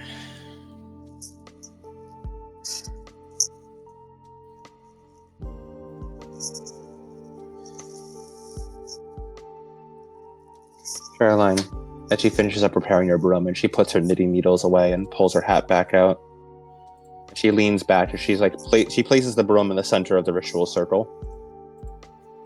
You know, I'm almost jealous of her. Really, I mean. You see the goggles raise one of the eyebrows.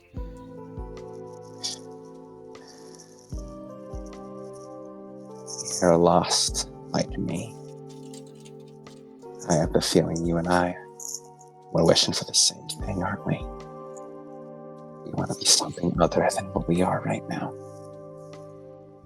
I think I have an inkling of what you might want to be. What I should have been. And I think you got a pretty good read on me. Maybe. But she doesn't need to be anything else. She's an Aratha. She has a home. She has a purpose. Hell, she was born with it.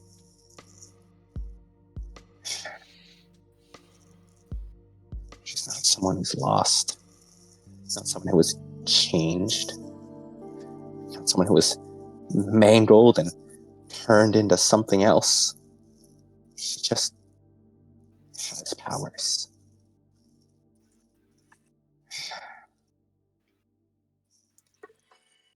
Not many people other than the lost understand that. You can't really blame them, you know.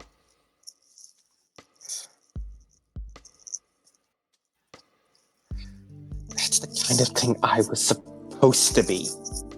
Instead, I'm stuck with this. You were just supposed to be a normal human. I was supposed to be different.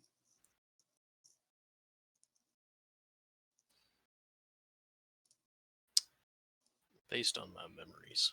As he sort of sits, as he sort of like leans against one of the walls. I don't think I was much better.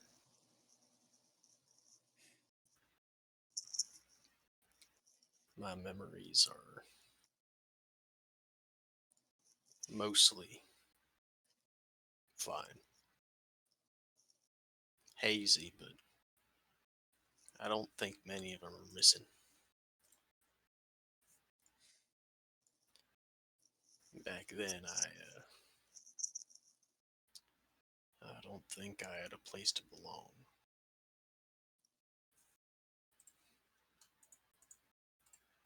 Ever. So, I guess that much hasn't changed. On paper, I guess you could say that after becoming lost,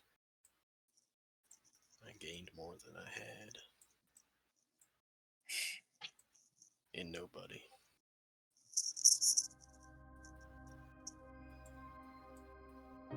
That's one thing I got over what I had, I suppose.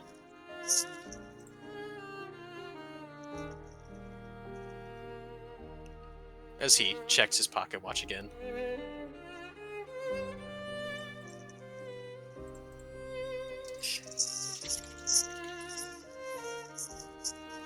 I don't think I told you what my frailty is.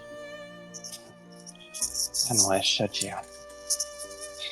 Opening up about your weakness to anyone is foolish. He nods. Yeah. But I can trust you to be predictable. The hell's that supposed to mean? As he pockets the pocket watch. After you say that, exactly my point.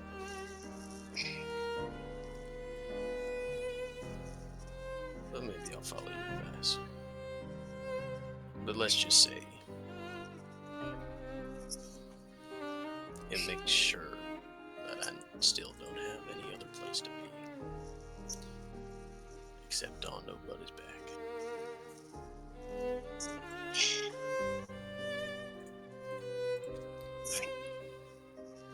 I didn't say you couldn't tell me. I just said it was stupid to do so.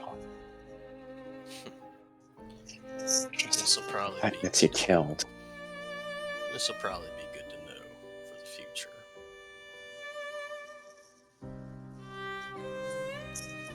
I can't stay in one place for more than 24 hours.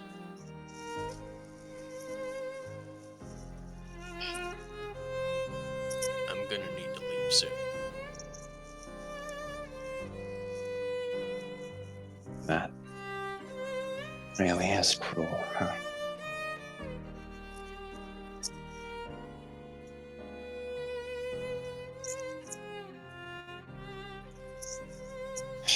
As he just looks at his pocket watch one last time.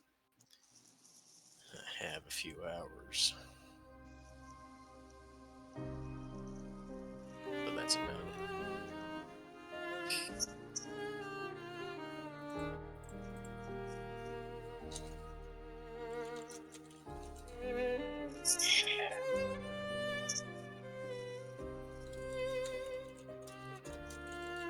Caroline just looks away for a moment.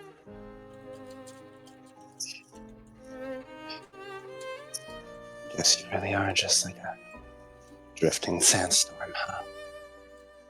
He nods. Succeed or fail. I don't suspect to see any of y'all.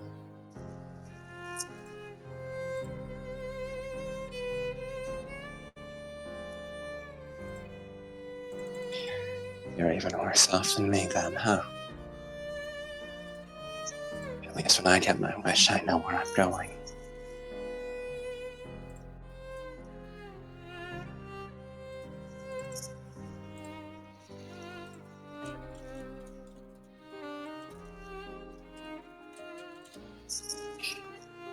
He nods. Yep. Maybe I'm just tired of being lonely. I'm sorry to overshare. As he adjusts his mask. It's easier on your own. Don't have to worry about other people. They always just bring complications.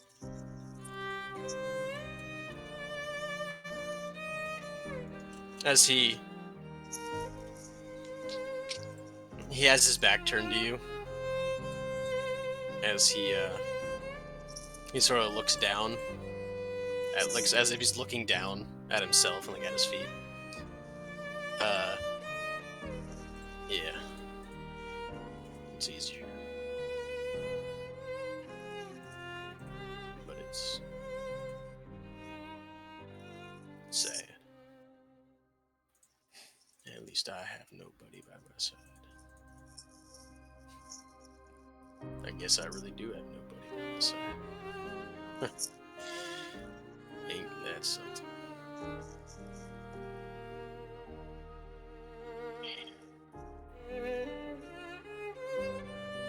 As his shoulders slump a little bit, and he just looks so tired before he cracks his neck and pushes his shoulders back. I guess I'll start preparing. If there's nothing to be sent out to do, I'm gonna have to go find something to do. Just make sure you're back in time to fall asleep. I can't pull you into my bastion unless you're nearby. If I leave for, I guess, about an hour, I he sits. So I'm gonna go do that. Well,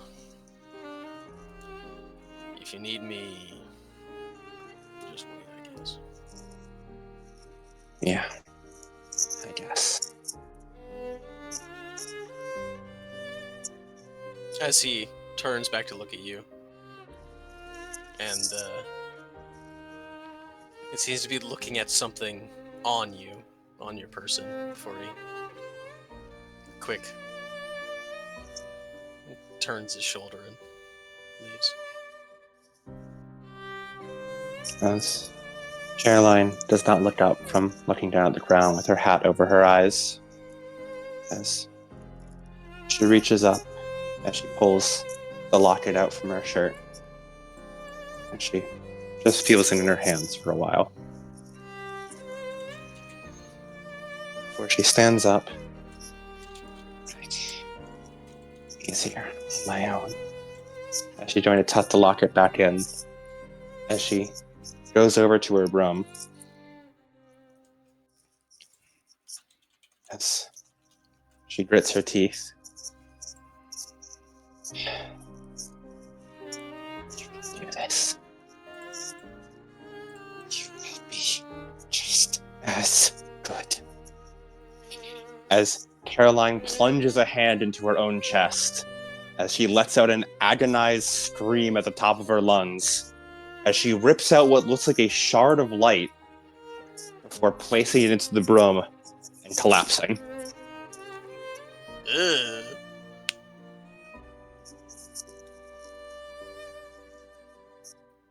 As I imagine Caroline blacks out from this. Yes, absolutely.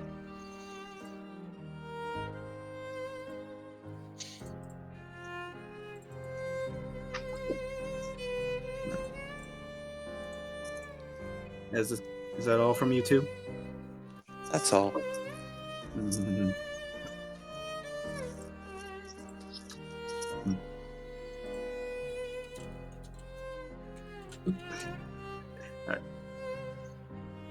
As I do kind of want to do something with Arthur as I have an opportunity, but before I do that, I want to.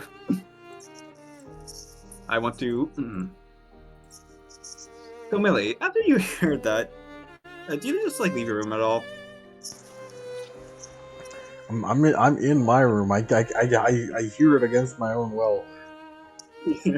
There's nowhere I can just go. This is my fucking room. I just happen to be able to hear that. Shit sucks. Because as you were traveling between rooms, and when you heard that, Big Bro. Mm-hmm. You notice before Millie headed out into her room, you notice the book that she's holding, well, one of them, the Verdandi Survival Guide.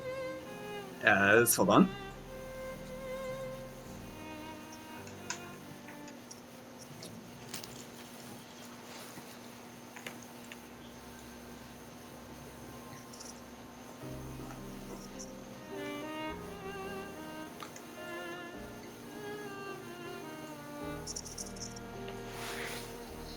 Yeah, so take notice of that before as she's heading into her room. Hey, Like, slightly- stop. Huh? He walks over. Can I have that book? This one holds up in the high tower. He looks at it. That one seems normal. But the other one... No, the other one. This one? Yes. But I need it for something. For what? Research? Well, I want to read it. So hope you're done with it soon. He walks away.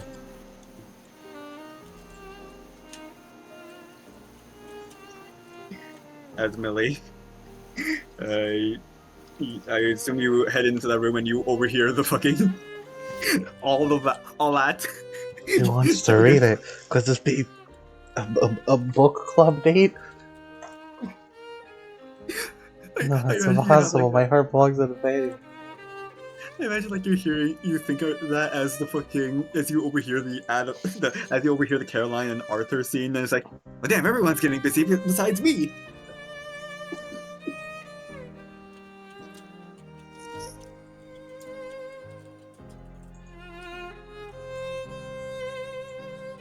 Do you comply with the book club meeting?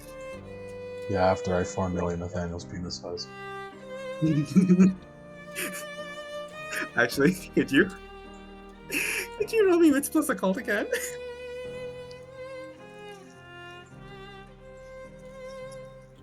Oh, inches. I need to recalculate my work.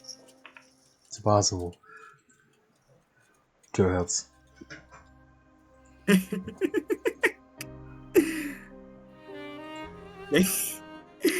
Gain two academics for the purpose of finding out the size of Nathaniel's penis for the scene.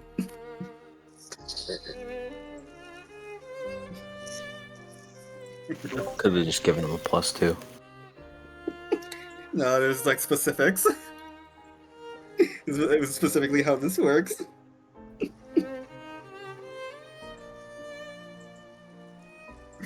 Yeah. As you're filled with a swell of intelligence, as fucking shifting through like your sketches and photos of Nathaniel, you're unfortunately able to determine the size of it. Yay. She's so brilliant. I'm a prisoner to my own life choices. I As the know DM, now. you have the power to skip past scenes. Yes, I do. I do in fact skip it. It's like, got the things I do to the things I do to show off cool to show off cool magic items. In my notes, it was. I'll discuss it later. Do you give the fucking book? Do you give the book to Big Brother? Yeah. Okay.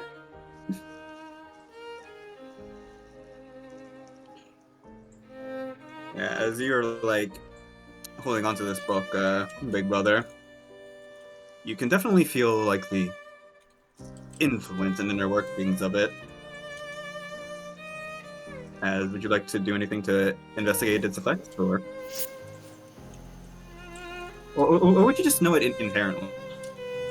I mean, I can. Oh yeah, because of that. I forgot you have that. Mm-hmm. Yeah. As in that case, I will share this.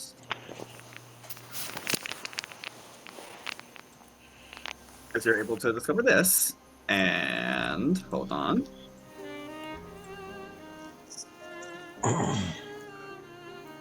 Me1 Expedition 33.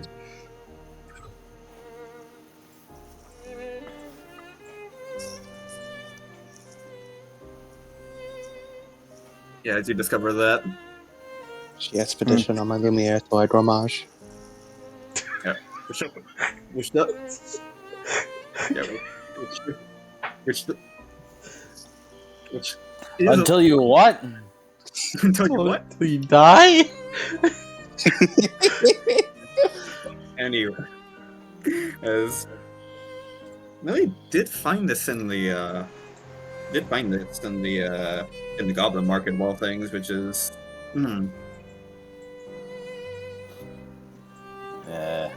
Whatever. fair enough. But yeah, you now know that you now know what this book is, which very useful. And also, yeah, I'll discuss it later. Is there anything else that Big Brother would like to do?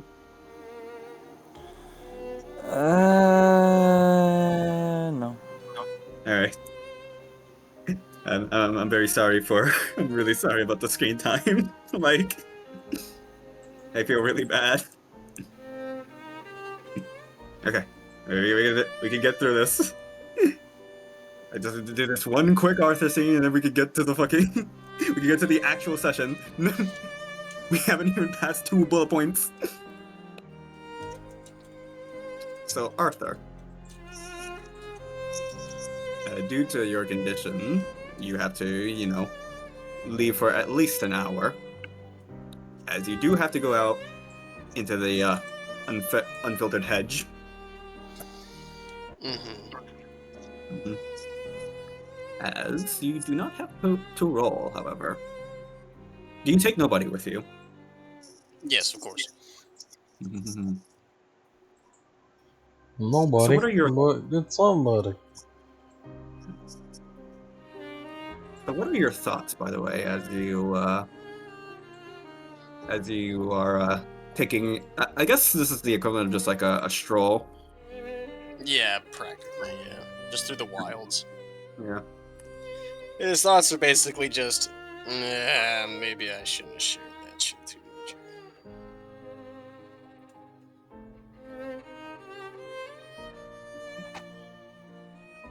As nobody kind of like snorts and looks up at you. He pats the side of his head. Don't worry about me. I'm just thinking too hard.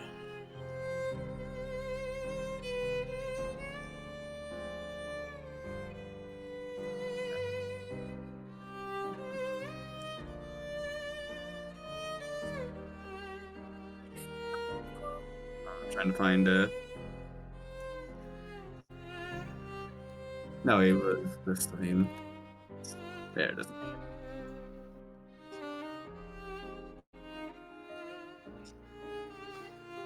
As you're wandering through the wilds and the hedge is spinning around you, forming that of an old sandy road, as you find yourself in a clearing. It seems to resemble that of a lake. With, like simple sandy, with like simple like sand around the waters, but it's mostly surrounded by woodland. Not quite like, not really similar to the dreams of she who moves forward. But you do notice, sitting quite a few steps just right ahead of you, overlooking the water.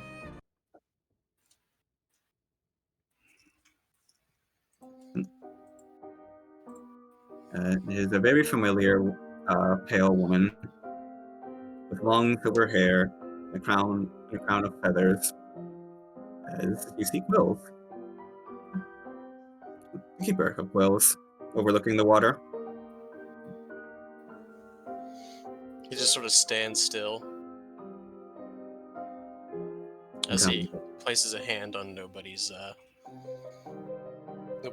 neck. Come to overlook the scenery. That's right.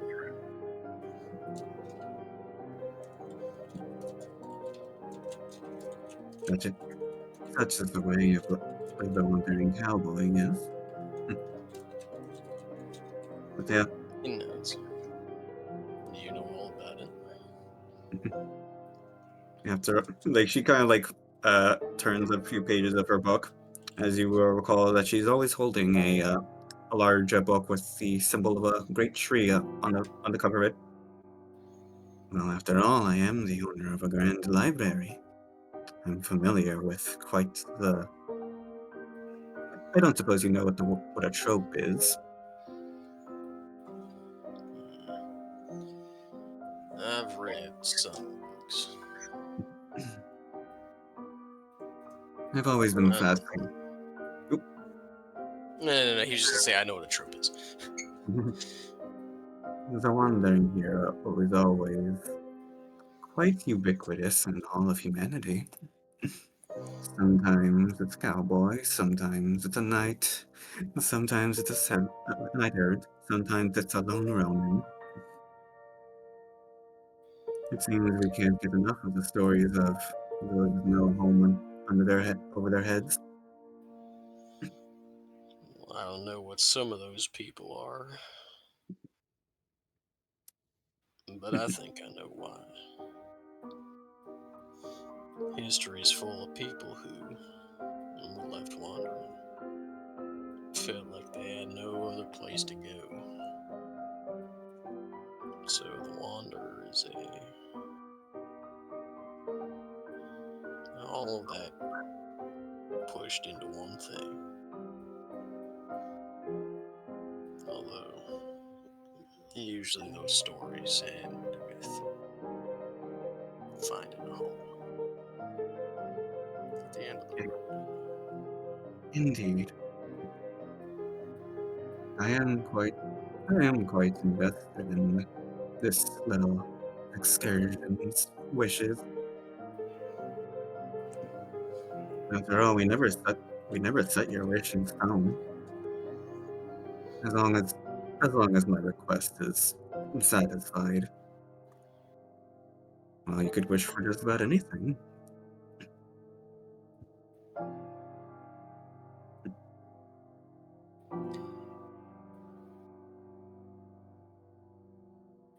He shrugs.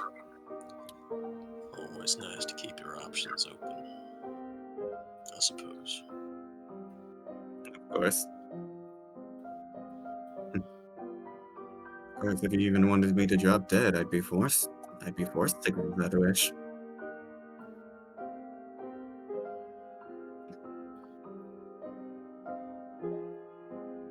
And she just casually turns a few pages. As from your point of view, there's the text of her book, just like the characters and like the words on it, almost seem to just like shift and distort. No matter every time you look at it, it seems like a new alphabet is within the pages.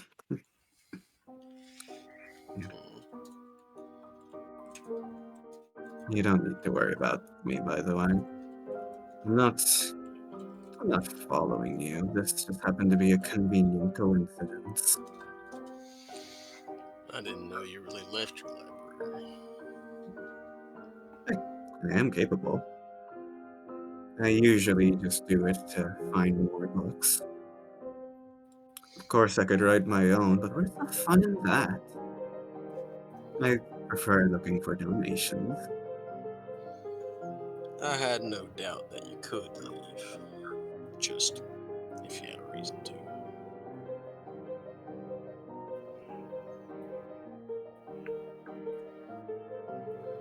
Perhaps I also enjoy a bit of scouting. As you said, it's good to keep my options open.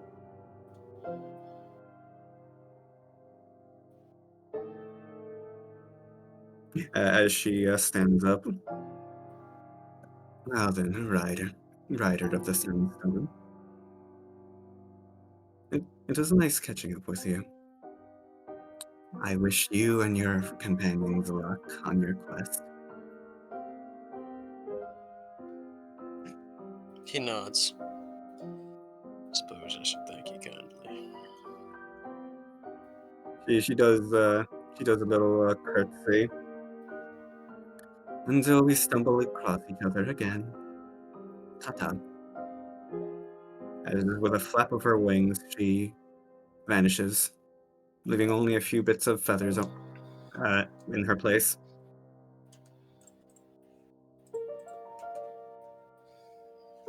As he looks and pats nobody on the neck as he turns around in the opposite direction and walks the other way.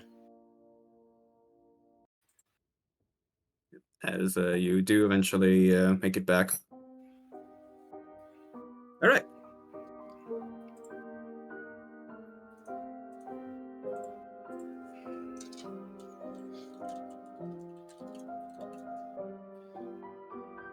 Next up, Caroline. Caroline, reporting for duty. Yeah, the last bit was just for your crafting, right? Yes. All right, cool. That was me making the thing. Okay. 'Cause I didn't know if you were also doing double duty of also knocking yourself out with that shit. No. She needs more. She needs to set up more for the plan. Alright. It's just very painful doing what she did. All right. Is there any other preparations you need to do? A good couple. I mean, Okay. I need the other party members here for it, though. And yes, finally, the crew. The crew can be. No, yeah. It's a motley. Fucking, because I keep thinking of motley crew, but no, it's motley. Because crew is the leaders. Let's gather the motley. We can finally have everyone get screen time. Technically, we're not a motley. We never signed the motley contract oath. So we're not a motley. Okay, well, you're not. You're not also not a pack because you didn't do the ritual. But gather the throng. You know what? I can settle for throne. You're lucky. I've only shown Pandorans and Sublimati. Otherwise, the Pandorans would. Otherwise, the Prometheans would sue.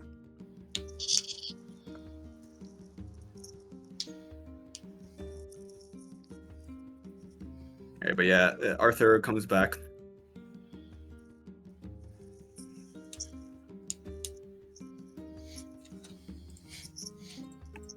Is Caroline still blacked out? It is within this time that you finally recover from that pain. Caroline will, gripping her broom tightly, stagger out of the room, still unsteady on her feet. And she'll go to like the main hall to see if she can convene with everyone. You just see like Madeline, just like, oh, okay. She just fucking hoists you up because you look like you're about to fucking eat shit on the ground. What happened? Just getting stronger. I'll be fine. Do you need Really? some help walking? I'm fine. He's such a gentleman. As Caroline shakes herself off of Madeline. I'm fine. Really, I'm fine. By the way, the ghost dude, he's finished with cooking that thing. Good. Millie, did you find something that symbolically represents yourself in your dreams? Good. And She narrows her eyes at Big Bro. I guess Jasmine isn't coming out. She's resting. Fine. Then, did you find something that represents your dreams? If not, I'm leaving you behind. All that matters is that I'm here. Right. Well, I was thinking next we question Mercy in the real world. Hedge, not the... whatever. I think we should all go question Mercy. See if we can get anything out of her.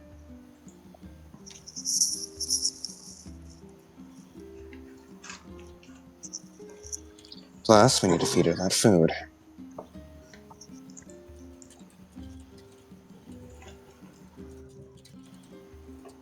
You all in?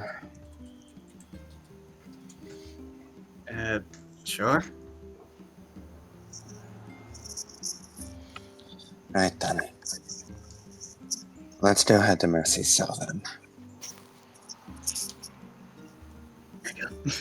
Like, Madeline just kind of whispers to Millie, I feel like I'm really out of the loop in this situation. Don't worry about it. I pieced together that the mech things are from the guy named Mokaga. I'm just kind of along for the ride at this point.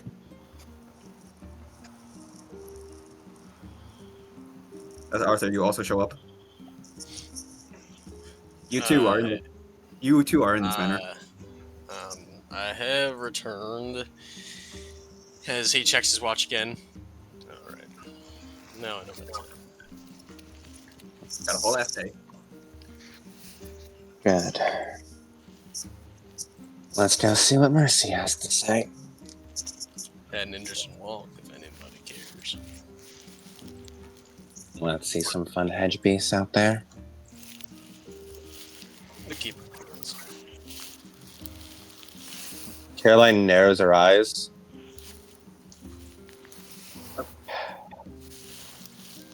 Madeline, why don't you go take a walk? I feel like I'm intruding, so she's gonna exit the scene, right? She goes through a door. Before she wastes the bounds out of earshot, she looks back to Arthur. It's following us? Apparently not. Did it tell you that? Apparently, it was a coincidence. Sure. Coincidence. Apparently, she leaves to search for inspiration for the books she writes. He shrugs. That is not what she said. That's not what she said? She says she said like I could write, but where's the fun in that? So I go out to search for donations. So, Oh, donation. That was what it was. I mean, can't see anything. She searches out for donations to write books. yeah, I'm sorry. I just when it's not like intentional messing up, I really want to prevent like unintentional telephones. Yeah. And you believed it? It's a creature made of lies. You don't think I'm aware? I'm just saying what I was told so you can have the information, right? I'm not stupid. I just know that information verbatim is more valuable in your hands than hearsay. Yeah. I'm not smart enough to understand what hidden intentions she could have behind her words. You might. I don't claim to understand its mind. If I did, I'd feel sick to my stomach. He nods. As if it's just like a yeah, fair point.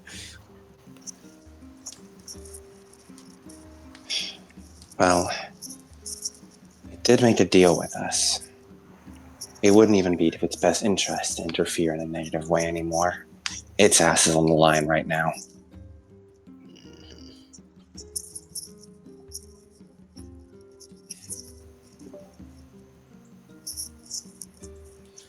Regardless, I don't quite want to dwell on it too much when we have other business to take care of.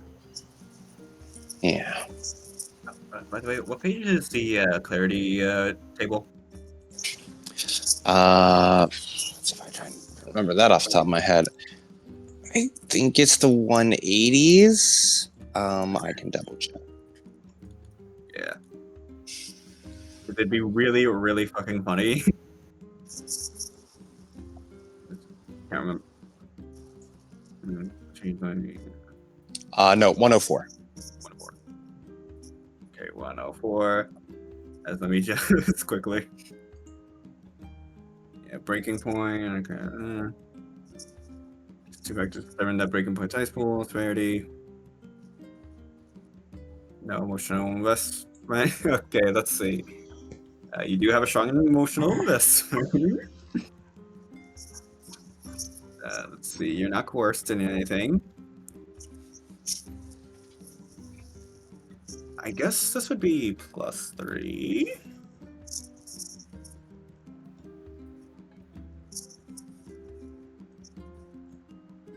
Alright, well, results will change. Really What's your funny word? if this is how we get our first clarity damage.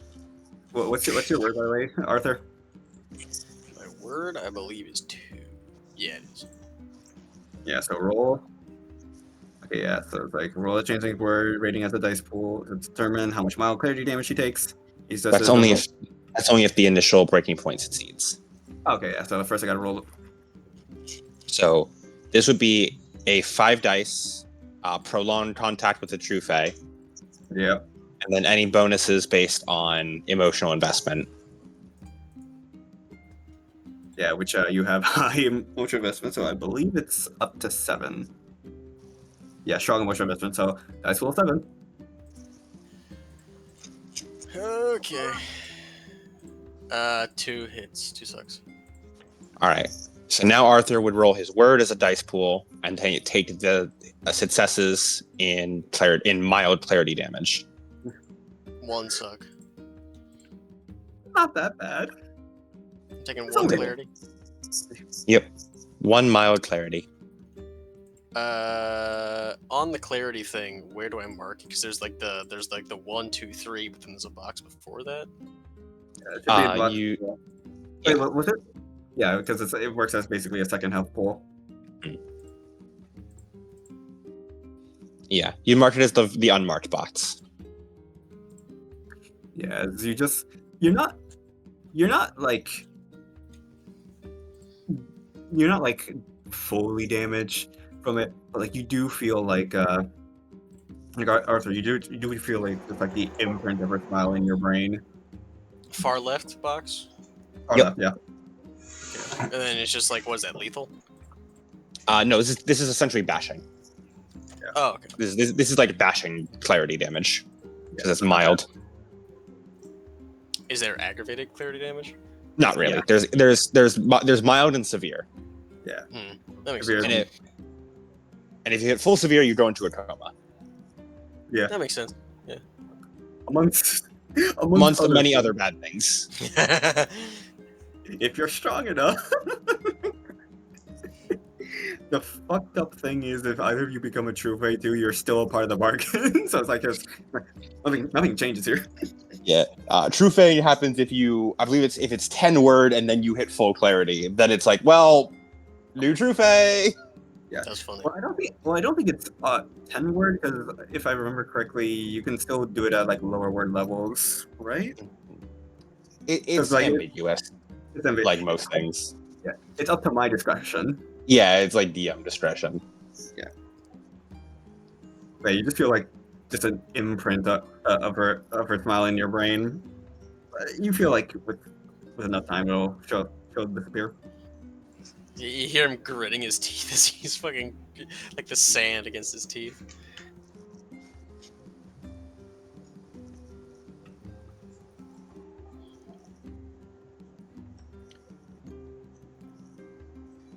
And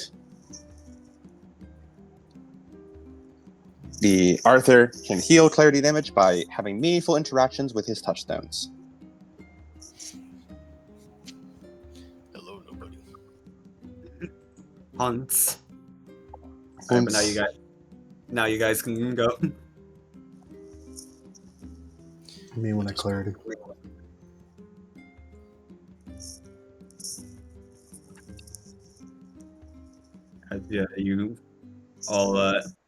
As you all enter the room. As actually, before I do that, I want to get one shitpost out. There you go. Alright, shitpost done. What do I play for this room theme? Well, when in doubt, conveniently titled The Culprit.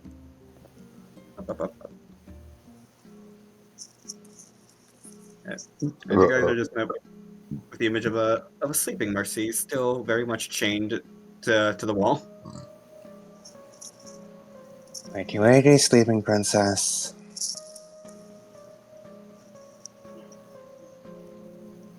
She just like slowly shifts up. As you notice, she doesn't like move her legs at all. I'd be shocked if she did. Yeah. She was standing in her transformed form. Mm-hmm.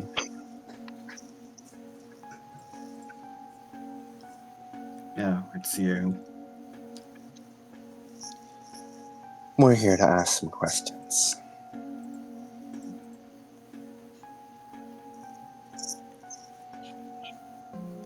Okay. As Caroline will put the tray of the food down on like a little table between the group and Mercy. This is yours. If you answer your questions, we'll let you eat it. And I'd like to activate coin. I'd like to spend a glamour to activate coin mark and inflict avarice on Mercy, Yeah. as she is now the new owner of this food. Wording. Yeah, as you hear her just like stomach growl.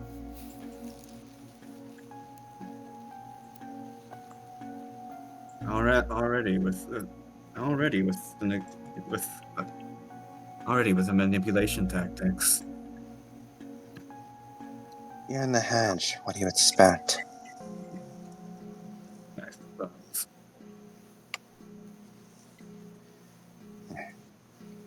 Well, for starters, she sits down as she's going to pull out one of Mercy's diaries. You mind if I take a peek through this? Oh please, like I'm going to jump up and stop you. Thank you. I've filled a loophole. The target has allowed the changeling to examine their records or accounts during the same scene. I'd like to activate Book of Black and Red. You may. Caroline rolls her wits plus academics plus word, and Mercy rolls her resolve plus supernatural tolerance to contest this. All right. I'm not spending my willpower on this.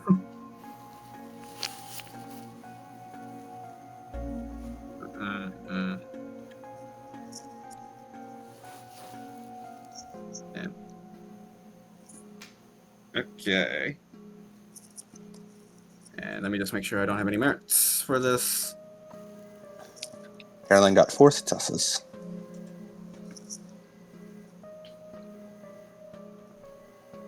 Three successes. She almost got you. All right. Caroline learns the 5 most significant debts and sworn obligations the target has. I also learned how many points of goblin debt she has. All right. However, I do not understand why they're significant or to who they're owed. I just understand that I just learned that they exist. I know no context about them other than that they exist. Like you know, like the number of them and like. I know they're her 5 most important obligations / debts. I do not know why she owes them, and I do not know who she owes them to, but I just know what 5 most significant they are. In addition, I also learned how many points of goblin debt she has. All right. Yeah, goblin debt 0. Makes sense? Because I mean, fucking she had a fucking room with coat iron. Do you really think she speaks with many changelings? Yeah. Okay, and the 5 most significant debts. Yep. Debts and sworn obligations. Obligation.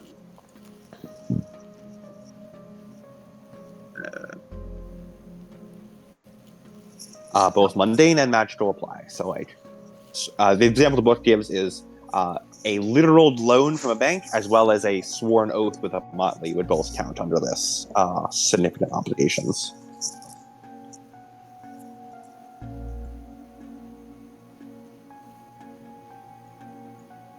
All right, I'm like writing them down.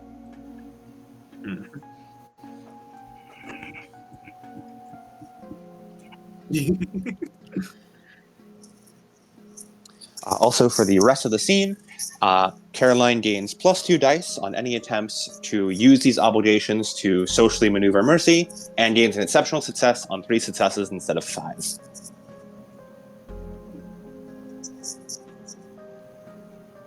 Yeah, I'm pretty. Yeah, because it is just like what it is, but it's just like you don't know who and you don't know the context. Yeah, she would need an exceptional success to learn the context and to who it goes to. Yeah. Okay.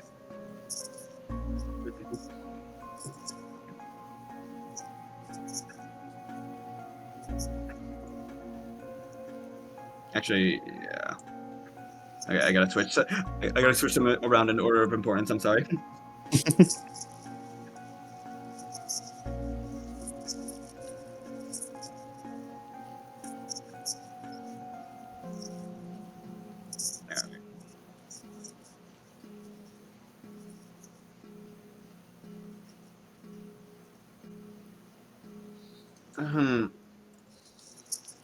Okay, this one's gonna be in.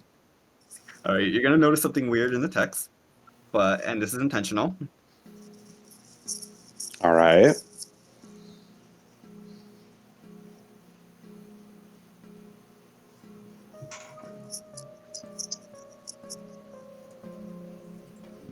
Yeah, she has a promise to save someone, a promise to look after someone, the joining of a crew, a promise of secrecy, and crossed out is the vow to follow orders. As after she does that, Caroline like leans back as she narrows her eyes like the fucking like disapproving cat image, and she just says, "A crew."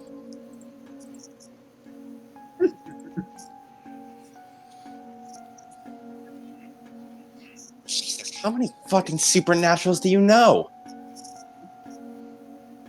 Crew with a K? Crew With with a K. Capital K. They're spelling it wrong. You are there. Are you're not literate. Hey, Caroline has taught me something, and also, crews are also a thing that fucking cowboys were. They ran with a crew and a gang. The gang is my crew. The funniest fucking thing is alternate world. Somebody knows what a crew is because he's a ghost horse. Yes, yes, that he indeed does. I guess technically, I guess the technical description would be he's the bear gas, correct, Mike? Barcast. Barcast, yes. A bear gas. Yeah, I love bear gas. A barcast like the woman you love in Fate, Yank. That's my wife. You say But that anyway, as if we don't all love her. True. This is true. But yeah. And you do notice like that. I don't know how else to describe it, but like you feel like how you feel like the last one is still like there and it's present, but it's like it got like fucking like it got time. The best way I can word it is that last vow got fucking timed out in the server. It got banned. Mm-hmm.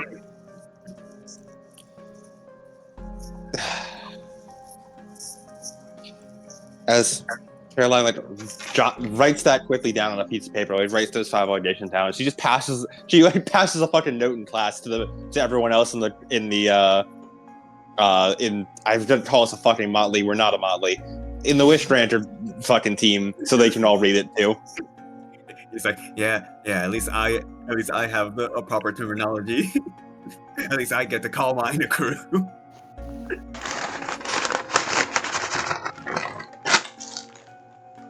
I have some. Anyway. Goddamn crew? Hold on. That might answer the question as to what the masked man is. Well, we may have to prepare for a bound.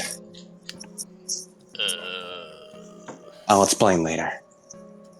Oh, I wasn't muted. Oh, sorry. No, it's okay. You're funny. Okay.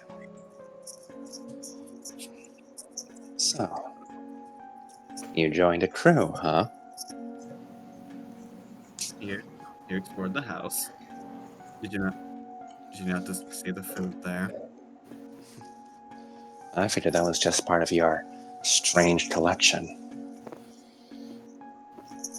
You know, like your room full of Banes. I mean, there was a room with a skeletal head. Yeah, for a door lock.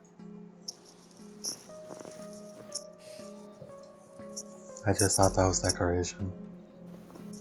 Caroline also just thought that was decoration, but she would never admit it out loud. I bet Caroline also thought it was decoration. That's what she just said. So Oh, yeah, you shit. first called it? You said it out loud.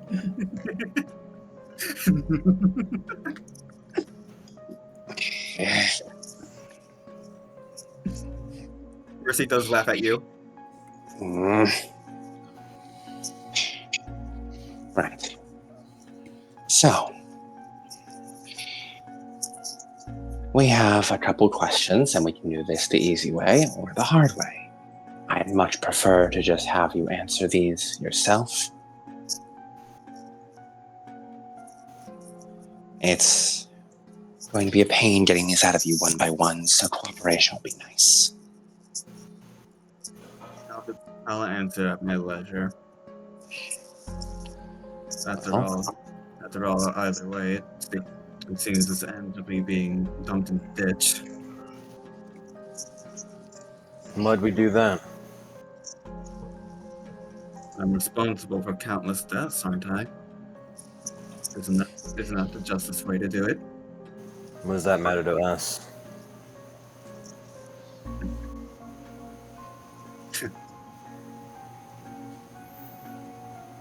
All you need to do is answer the questions. And here the tiny one was morally grandstanding upon me. She is of perfect size! I was talking about this little one. She just cuts her head over to Caroline. I'm not that short. As Jasmine's friend, she is of perfect size. Thanks, I think. What would Nathaniel do in this situation?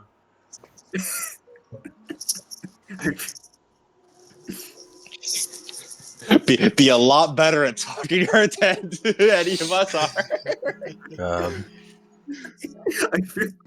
I feel like Nathaniel's plan stops a lot. Nathaniel wouldn't be in this situation. I feel like also Mercy has some bandages on her head because she still cracked her head open from earlier in the last fight. Nathaniel's plan probably wouldn't involve drugging her food and putting her into a coma. Also, oh my god, I forgot to realize.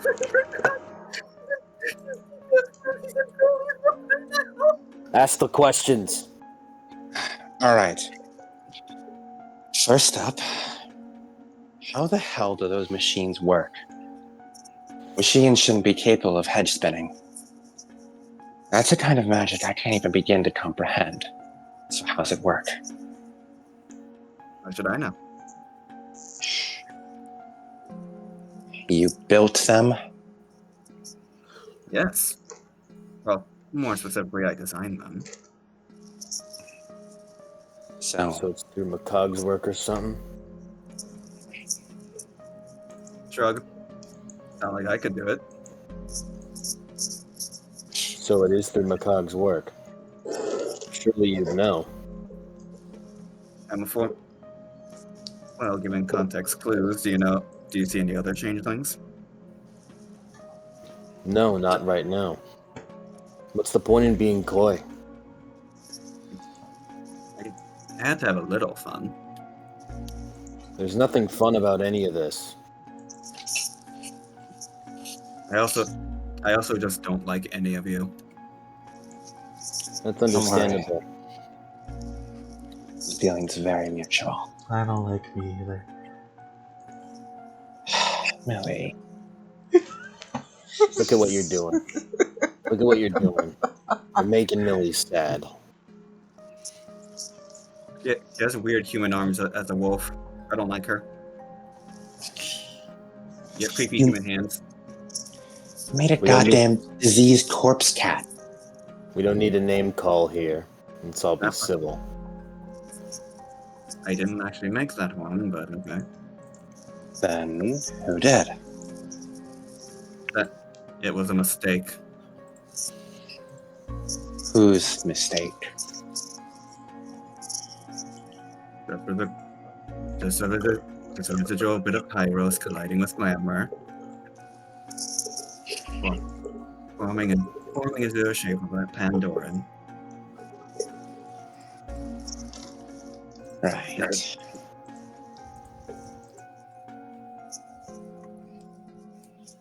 She just says that it's like she doesn't know if you know what a Pandoran is, and she doesn't care. Fine. Let's change direction then. Where's Clarissa? I'd like to know that as well. Why are you tracking her? Curiosity.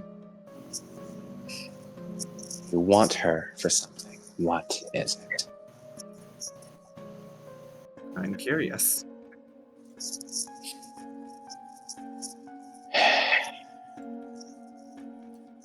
Caroline mumbles, "This is why I hate talking to people."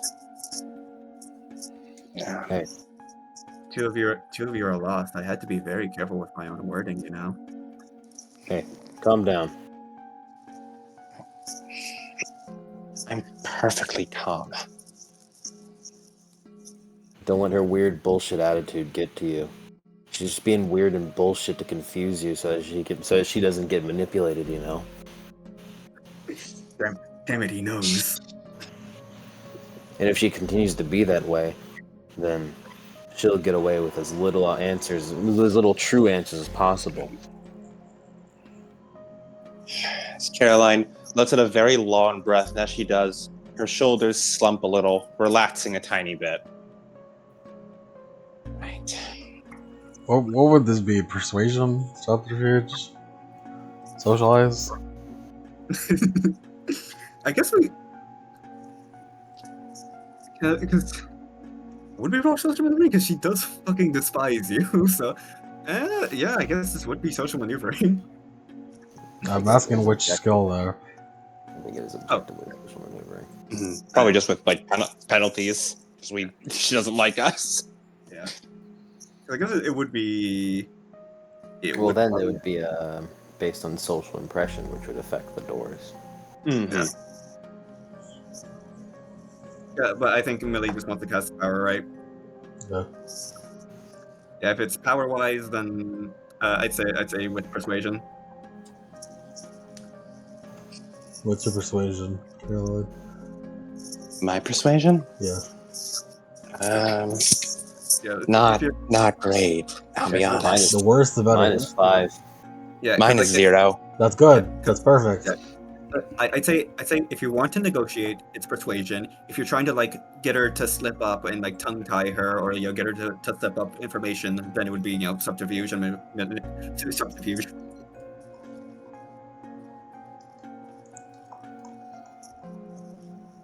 If it matters at all, I have 5.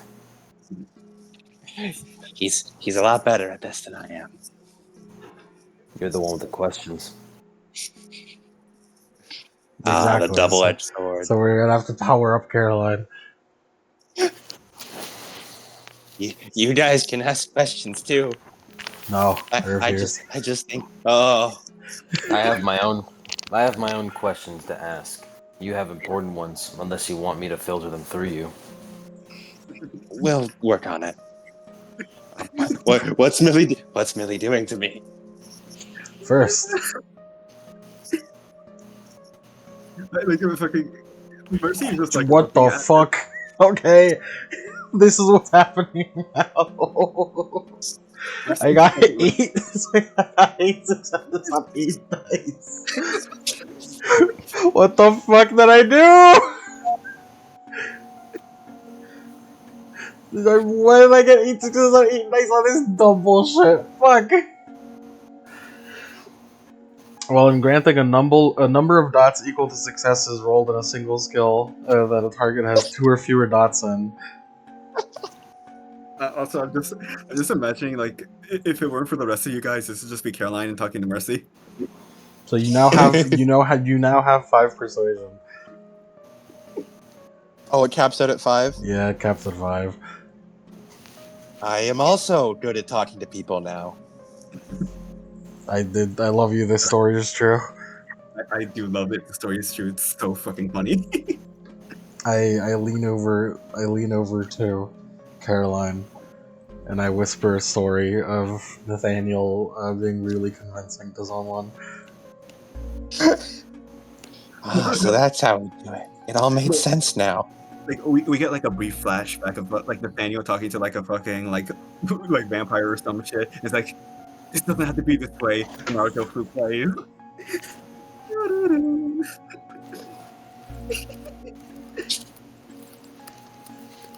Alright. Caroline's locked in.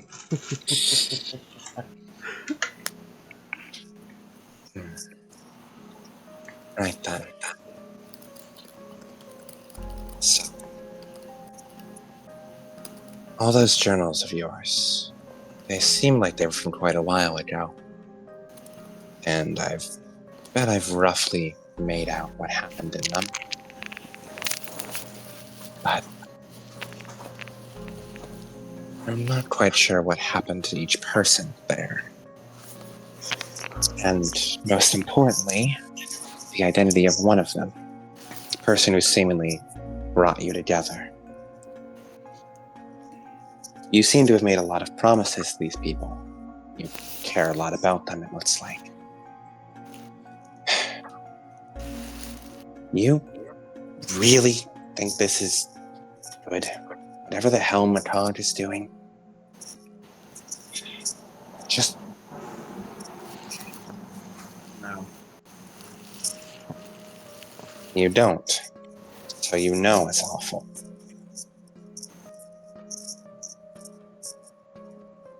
Yeah.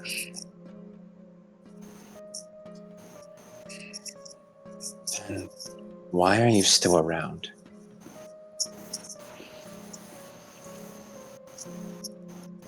Took a fellow away. So, was McCall always with you? Or did he find you and your little family?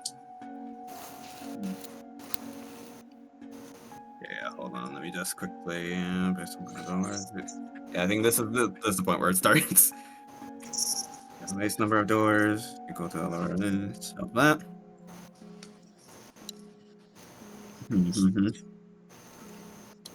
Alright. Okay, so this plus this. Okay. This would absolutely do this. So this. Alright, I think now this is the time to start rolling against doors. Mm-hmm.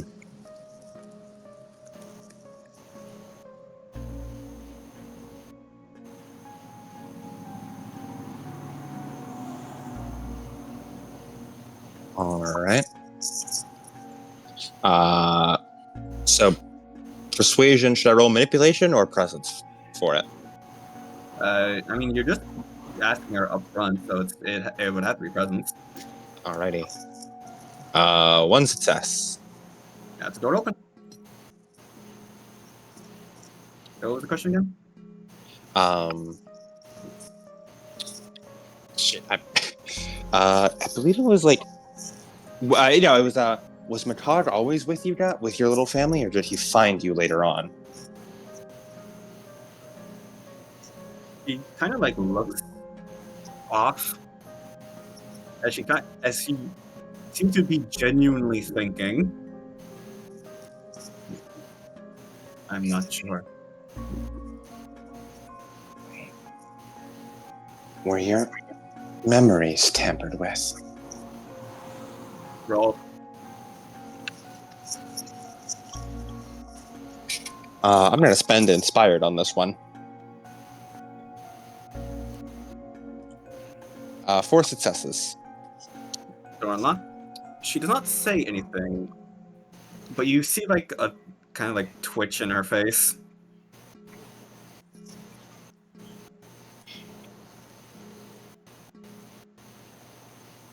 They're probably hazy, aren't they? You can't quite tell where one bleeds into the other.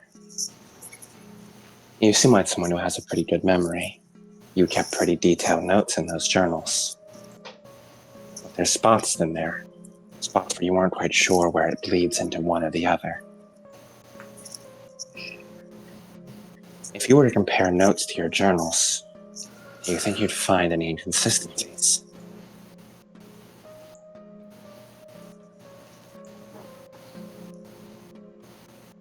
The pass.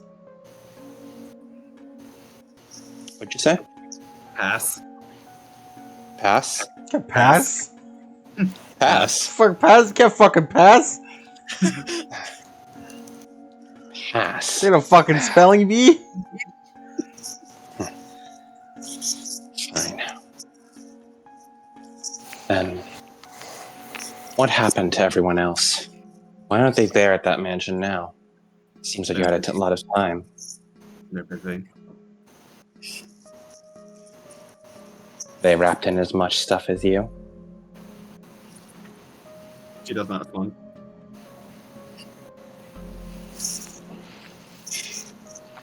You had pretty detailed plans about the fog kraken. It seemed like you were trying to capture it. You really think you're stupid enough to try and tame that thing?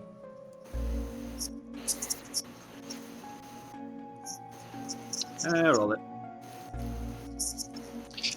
She's trying to prod at Mercy with like intentionally being kind of an asshole, Yeah, to see if she can provoke a reaction out of her.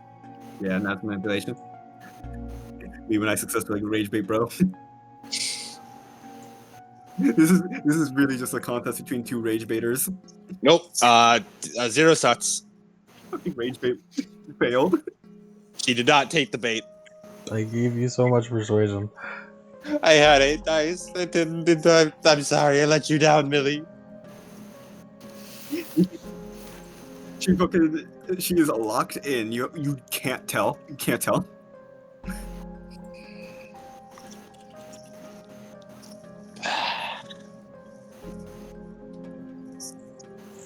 Boy, big bro.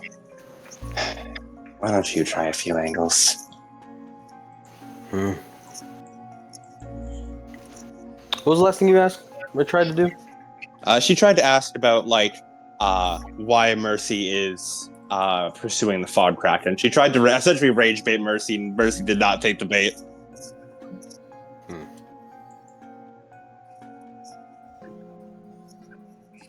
I need time to think anyway. What was your life like? Damn, we're starting all the way back there.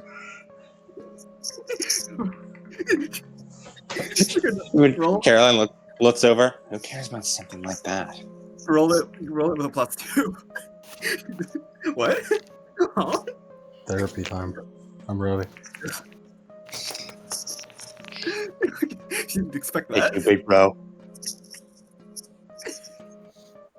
She didn't fucking... Yeah, it's like a +2 that shit because she didn't fucking... She didn't expect that. Huh? One moment.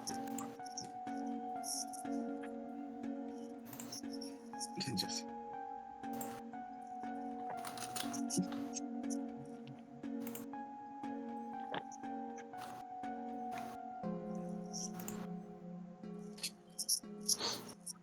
6 hits. Fucking... What are you playing at? I'm curious. I guess, He's so fucking charming. It's like I shit, man. You obliterated 2 doors, like fucking. I guess it was very quiet. Grew up a smart girl. Just wanted to be a doctor. Were you born that way? He looks down at the legs. No, I wasn't. I It was. was Alice, right? She fucking stares daggers at you. Don't interrupt the best thing. Maybe like puts a hand in. He's like, don't interrupt. Huh? Caroline pouts. Go on.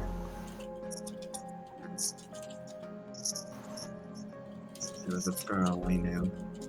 One of the few friends I had. She was sick with something.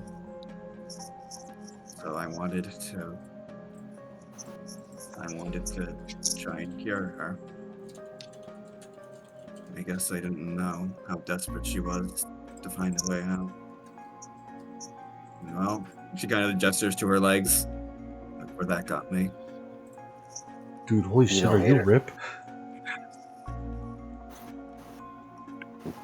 Do you hate her for it? At first I did. Not anymore.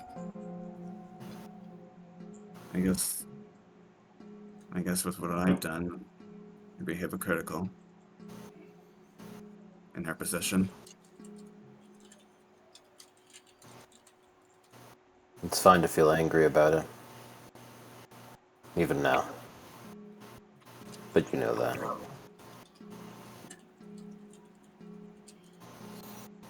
What's your family like? Whether that be your blood related or those you've met along this road of blood.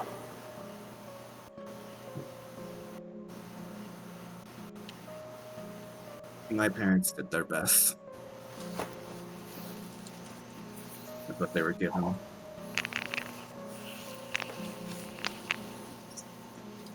I visited them. I visited them one last time after this. They were already gone by that point.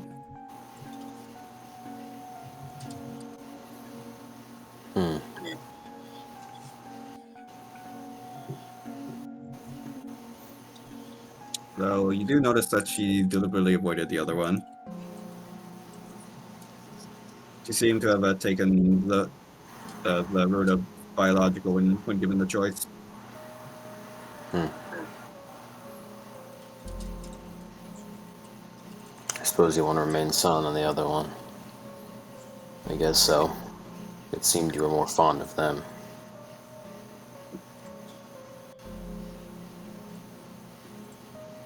The music you made, it was pretty nice. For your next persuasion roll, add +3 when you get to it. Is she too easy, or is Big Bro just so Five charming? successes. You just The fucking answer is Big Bro is just way too charming. How do you defend against that? so hard boiled. Just fucking ask a question, man. Ask a question, bro.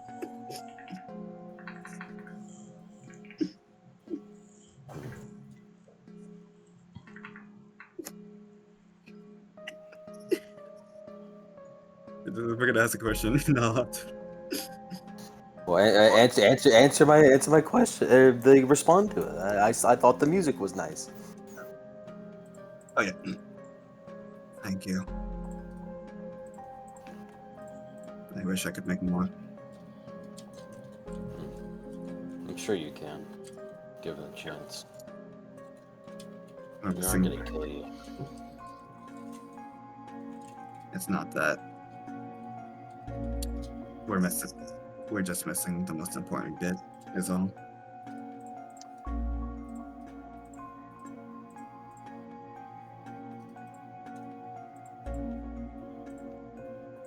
Most important bit. What's that? The most important player. The guitarist.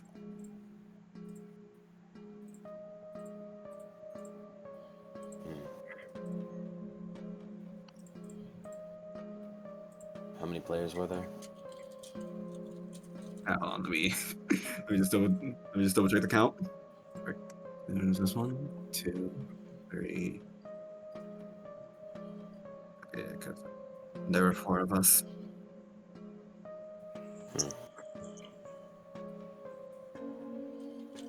You played I was the piano, pianist. right? Yes.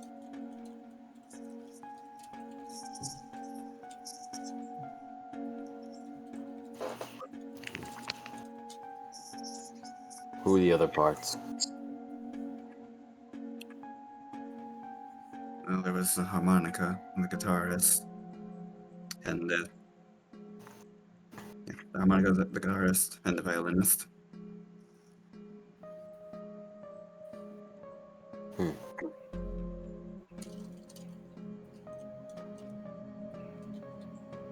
Harmonica is no easy instrument to play. Especially when you don't have to breathe. Well, She it just realized sounds like cheating. She realizes that she let that slip.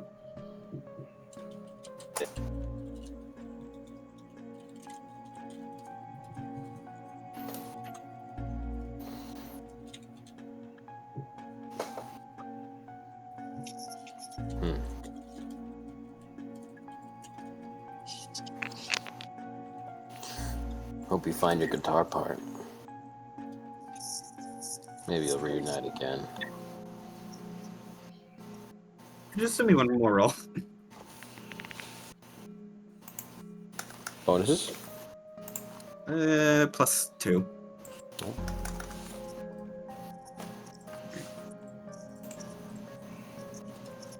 Okay.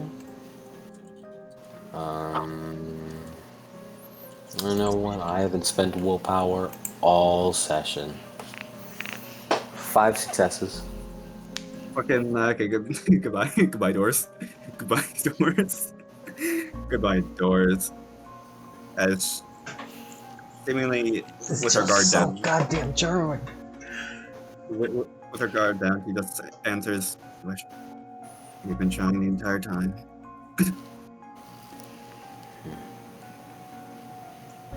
Is that why? You do all this, I mean.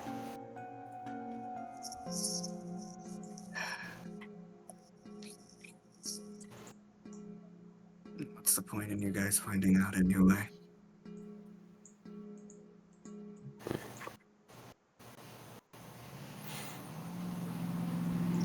We all do this for our own wish, too. That Jasmine is rolling up in a car. Jasmine pulls up and fucking shoots Mercy to drive by. Fuck no. We all do this for our own wish, too. Right?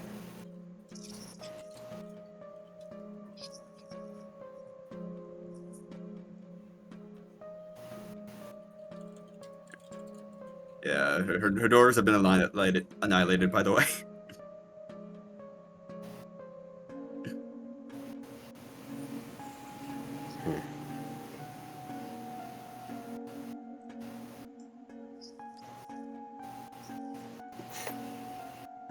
Nothing to say to what I said?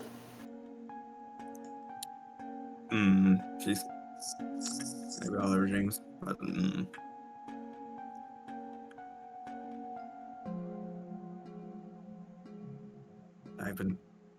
I've been trying for so long. I don't want her. I can't risk any setbacks.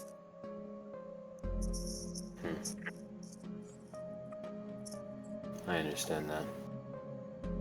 If something happened to Jasmine, I'd want to do everything to help her too. In that case, the same goes for all the things that Jasmine likes. Her friends, her favorite things, etc.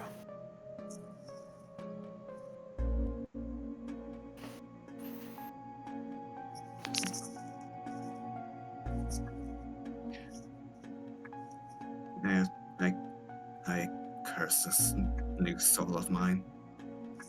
Or I guess this light was always a part of me. For coming too late? Yeah.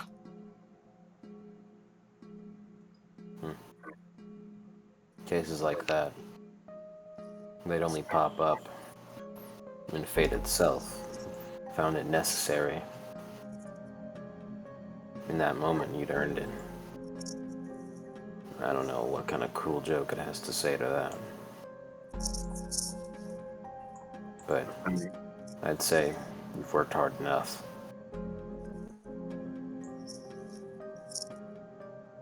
That's the thing. What I was. This wasn't supposed to be me. I guess this is what happens when it was delayed for so long.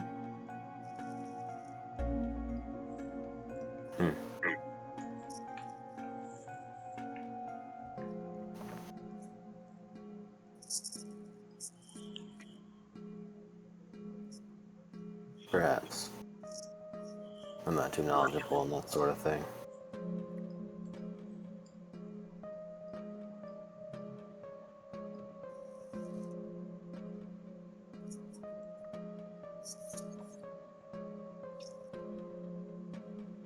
He looks over to Caroline.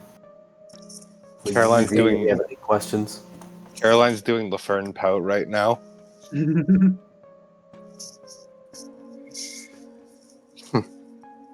Arthur pats Caroline on the shoulder. Caroline, Fucking Caroline prepared this fucking routine and she got fucking mogged by Big Brother. as Caroline holds up one of Mercy's journals. So, Marco was your violinist. Angela was your harmonicist. You were on piano. Who was on guitar? She frowns again. Can you not remember them? She looks away.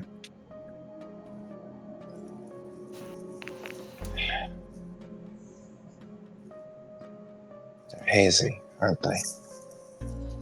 Sort of a jumbled mess.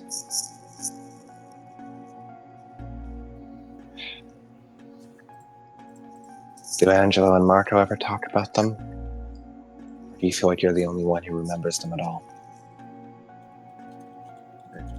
They remember too. Well, In just as much detail as you? he looks away. Do you still have any of their things besides their guitar? No.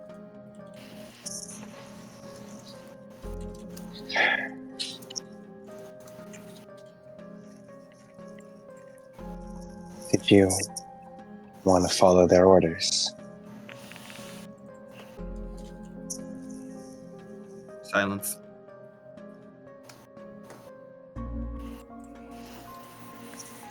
You still have some memory of them, right?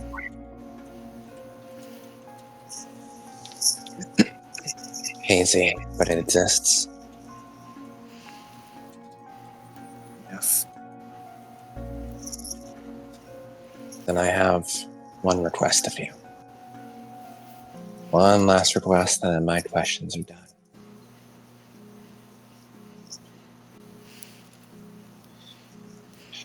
I want you to think about them. Think about them as much as you can. Think about them in a place that you care about. That's all.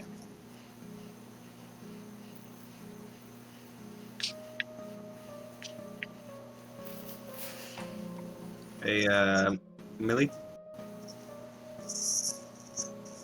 You can Yes. you feel like the scent of salt near Mercy. Hmm.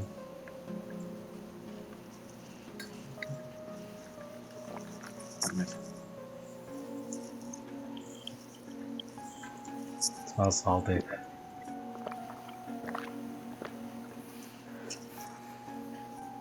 Well, I've got no more questions.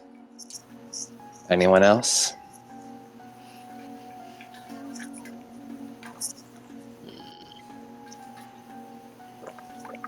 Arthur shakes his head. Well, if no one has any questions, then she pushes the tray towards Mercy. You've earned your food. Her stomach just kind of growls as she's not even thinking. She just kind of like takes a fritter, and like the moment she bites into it, she falls face first into it. Catches her. As Caroline dusts herself a bit, and now that she's thinking of that mystery person somewhere safe, that mystery person's now at the forefront of her mind. When we get in there, hopefully they'll be a little more easy to find. It'll be easier to dig them up. This got a bit more complicated than I was expecting. I wasn't expecting us to have to break this out, but one of the things dreamweaving can do is actually fill back in repressed memories, including those that have been magically erased. it might be possible for us to undo whatever memory erasure was cast on her.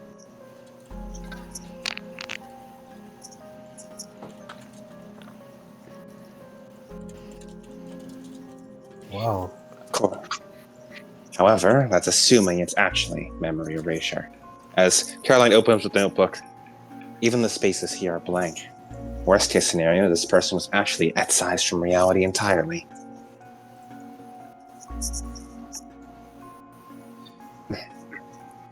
But now, we have work to do. I have one more ritual to prepare, and I need all of you with it. Big bro, you seriously not gonna you still don't have anything to symbolically represent you. Not me.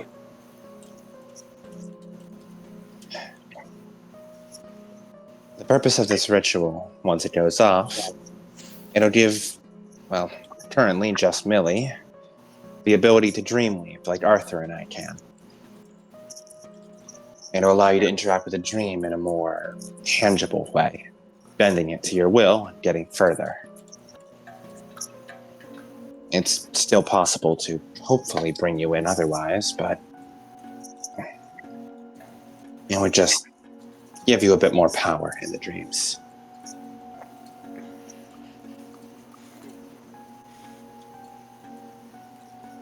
I'm not forcing you to do it, but if you want to, bring me something symbolically related to my room. Everyone else, and actually, Big Bro, you still too, follow me to my room.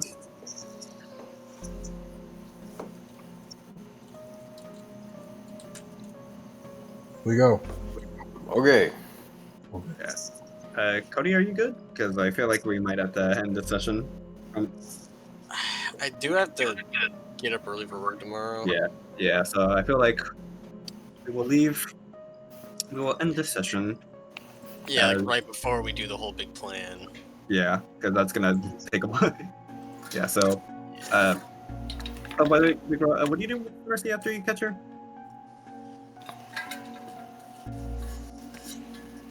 What do you do with Mercy after you catch her, big bro? I just lay her comfortably on the wall. Yeah. And as you guys head out, we just see Mercy fast asleep. As you just hear the sound of her sniffling. And that's the session.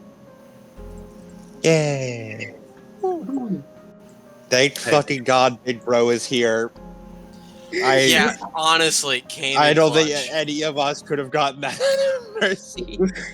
Caroline could have done like a slapdash, like gotten some of that with the help of the of Millie's. This story is true. I didn't even intend for it. I was just kind of like, just I was in mercy mode. I didn't know. She was kind of fucking licking your shit with Caroline. She was kind of obliterating you. Caroline, thanks to this story too. Caroline did actually manage to get out figure out that this is like a full on memory erasure thing. Yeah. Other than that, yeah, no, she got her fucking shit. Like, I mean, I expected this. This is just who Caroline is. She's fucking so awful at talking to people. I love her. Yeah, I just didn't expect Mercy to do it. Like Mercy's not a talker. Like that's just hatred. That's just pure hatred in her soul that let her got do beef. that. Like fuck you, fuck your mama, and fuck the hedge portal you rode in on. All right, B for session completion. Yay! Yeah, we go in order. Ata.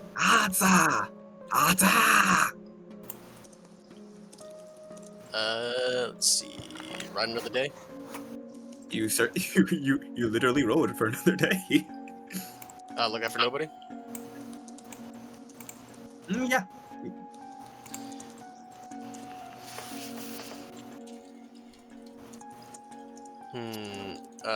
I never really decided on like a third one, and I'm gonna say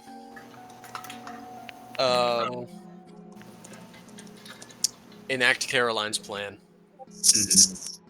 Yeah, the plot related one. That's pretty good. Pretty good. I'll allow it. You got it.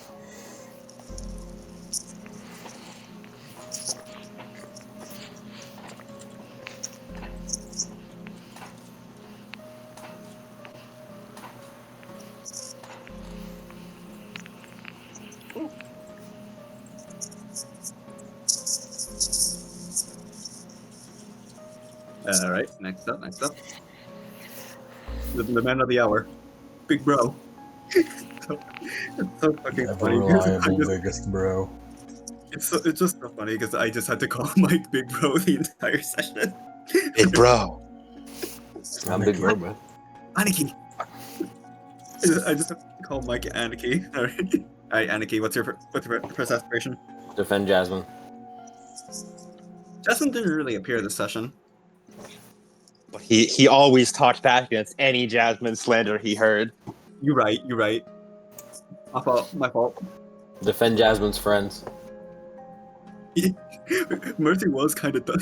Mercy was fucking verbally eviscerating them. But yeah, Find cool shit for Jasmine. you found the book.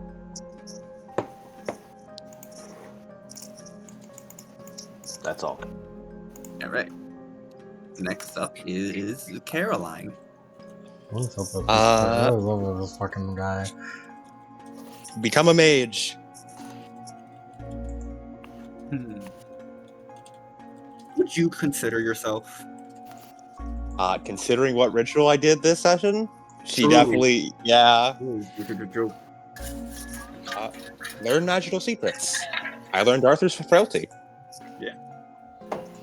Reunite with Clarissa. She didn't really learn much. Yeah, you didn't.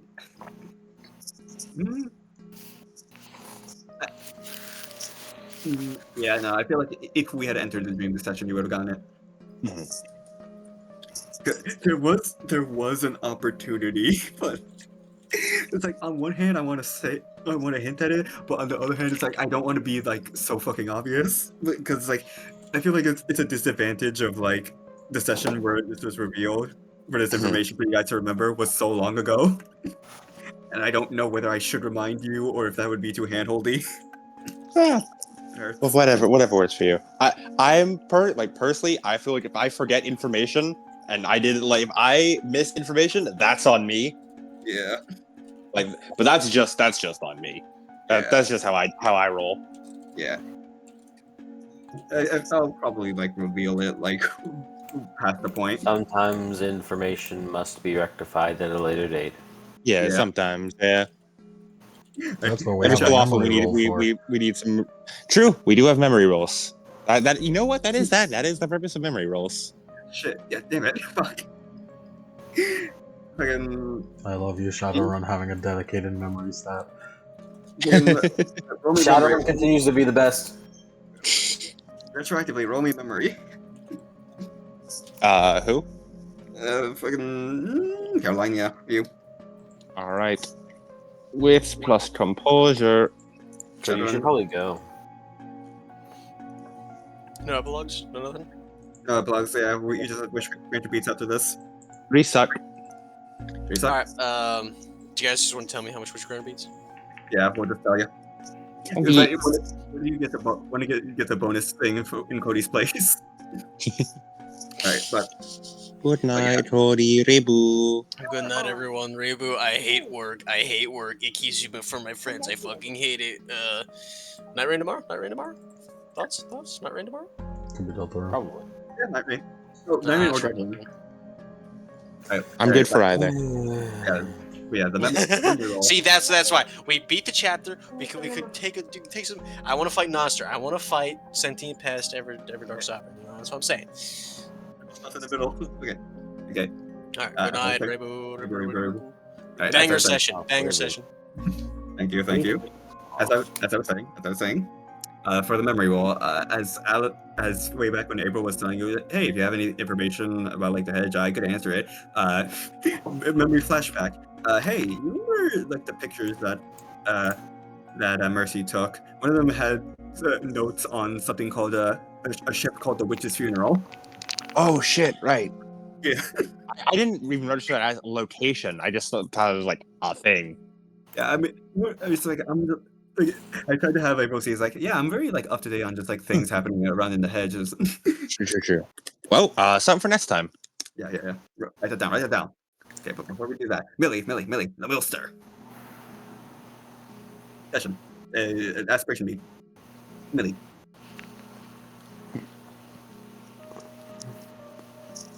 Millie? Millie, your beats. Lemon. Oh yeah, wait, no, I think I heard his mom. Oh.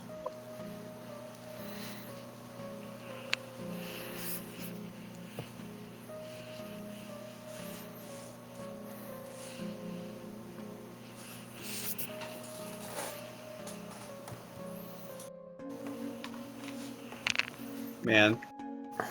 Well, while we're waiting, it's like, man, it's really funny how in my original drafts I expected you guys to just blow a fucking hole through Bercy's chest in the first boss fight.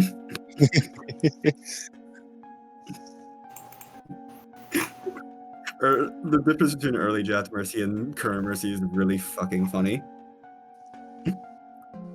Like, hold on. Like, unironically, right, Adam?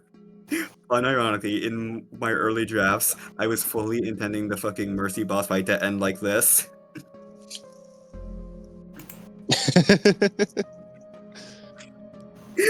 Just fucking lance right through the chest. It was gonna be a fucking. It was just gonna be a fucking laser. I was like, how do I do a beam clash in Chronicles? It's probably a contested action, but I figured like I couldn't really figure a way to do it that would be like balanced because it would be like either one person does it because if it was a collaborative effort, it's like, well, really, she wouldn't fucking stand a chance. But if it's 1-on-1, then you wouldn't stand a chance because she's the boss character, and so it's like, it fell through. Teamwork action? A teamwork, like a teamwork contested action. Like someone rolls like firearms plus. The idea I had was someone rolls firearms plus dexterity. Everyone else also rolls an attack roll to add to it. But it's like, If you give me a good long while, I'll show you. That is very menacing. It's frightening. Yeah, I hope. I didn't expect this the Mercy though, man. I'll be real. A good 45% of things that I do are unexpected. That's the nature of DMing, baby. I'm literally just adapting to you guys. But I like Mercy. I like beefing with Mercy. I like Caroline getting angry with her, and then like fighting with her back and forth until she runs out of words to say, and then leaving because she's upset. This is so funny. How are you getting ass kicked by a cripple? My legs don't even fucking work.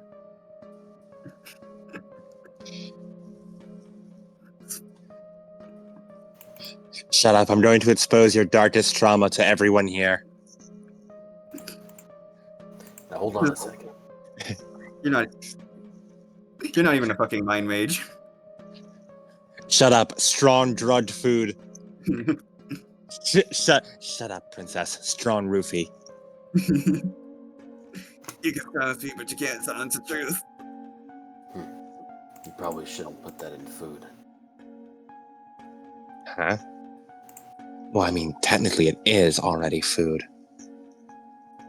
It'll lead to long-term effects that could be disastrous in the future. Also, it really does show like my stance on my own fucking villains. When like if you didn't specify that that the fucking ritual would end if she took damage, I would have described her hitting her fucking head on the floor. It's okay. So if she takes lethal damage, she could totally fucking smash her face in and take some bashing.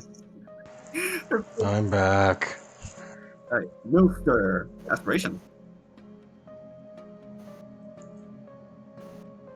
Finish manuscript. You had so much fucking food today, I got man. so much content. Become a woman Nathaniel would want. It's not going well. You did help your allies. I think Nathaniel will be very proud of Millie trying to help out. I'm glad you Yeah. think so. You came in clutch. You locked the fuck in for no reason on the story is true.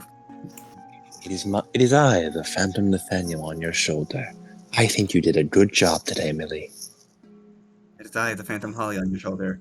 Kill yourself I now. literally came. I literally came. Kill yourself.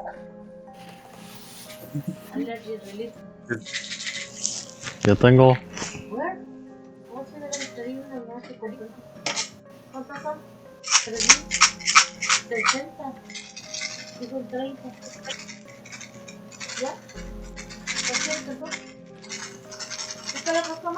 Yeah.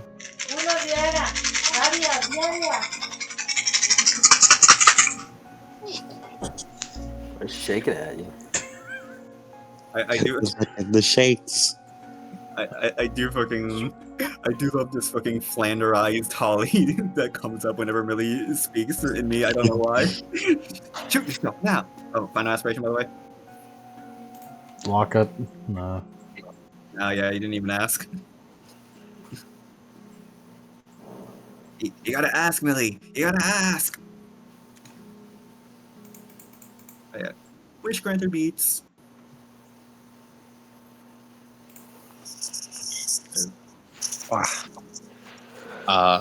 We didn't really defeat any of Matod's forces. Yeah, no. This was a social session, so. We learned that Matod's allies' memories have been fucked with. Okay, that's one.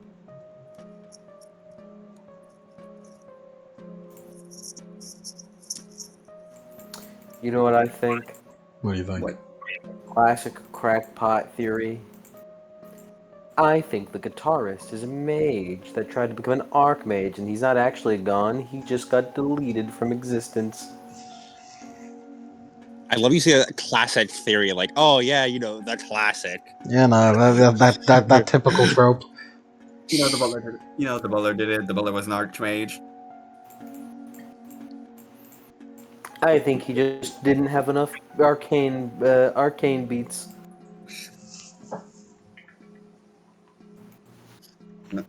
I it's like what if he didn't have enough arcane beats? Wouldn't she just not remember him? Period. It's your world, bro. True. Your world, you can do whatever the fuck you want with It's your, archmages. it's your world, bro. They could be completely erased from existence, but somehow the guitar still remains. True enough, I suppose. Hey, you know, Kiara got erased from existence, and Yaki still remembers her due to the memories of loved ones. True. Right. Oh, yeah. Any more things for the beats? I'll add. Makad was probably not Makad was probably not always around. 2. Okay.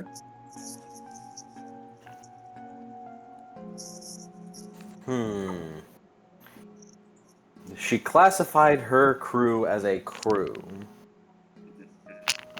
3. Imagine the implication. Just the fact that it's a crew makes it notable. It means that the leader was a senator.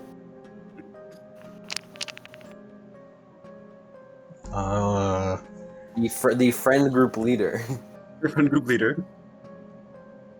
Who joins the VC and goes, "Attention!" Yeah, at least in terms of powers, it seems that the leader was a senator because, in terms of powers, because again we have a crew with Carnegie, but Jennings is the leader, but that's a whole other thing. Hey man. I thought you were just about to say, "Hey man, but who wears the pants in the relationship?" I mean, sure, man, I wouldn't. I don't be caring about no pants, man. I don't be caring about what people say about no pants. This is just a part of my bottom Jennings agenda, anyway. Bottom Jennings. So we're at 4 beats, right?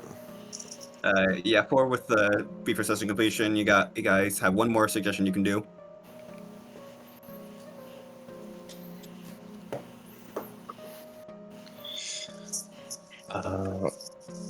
I have one if no one else will. Okay. Yeah, what you got? What you got, Lemon? What you cooking? What's up, girl? Little Caroline is stuck in the well. I got nothing now. I'm gonna say, Mercy is not the one who infused them with hedge spinning. Correct. She outright told you. Yeah.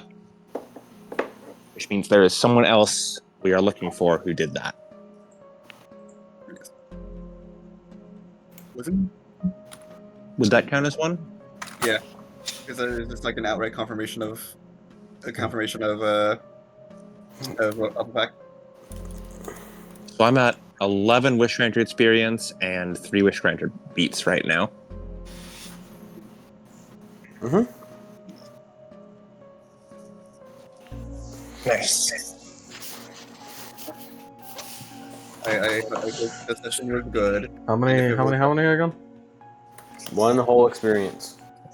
Yeah. I mean, total. Just so I can keep it. 11 Wish Granter experience, 3 Wish Granter beats. Okay. Else. And I hope you all liked the session. And if it was a poo-poo shit ass, please tell me and make fun of me so I can cry myself to sleep. Not I'm even gonna like invade not your even dreams not even next. promise to be better. Just cry yourself to sleep. It's the only way you can sleep at night, you know. I mean, I think I have to shit in a little bit, so we'll see.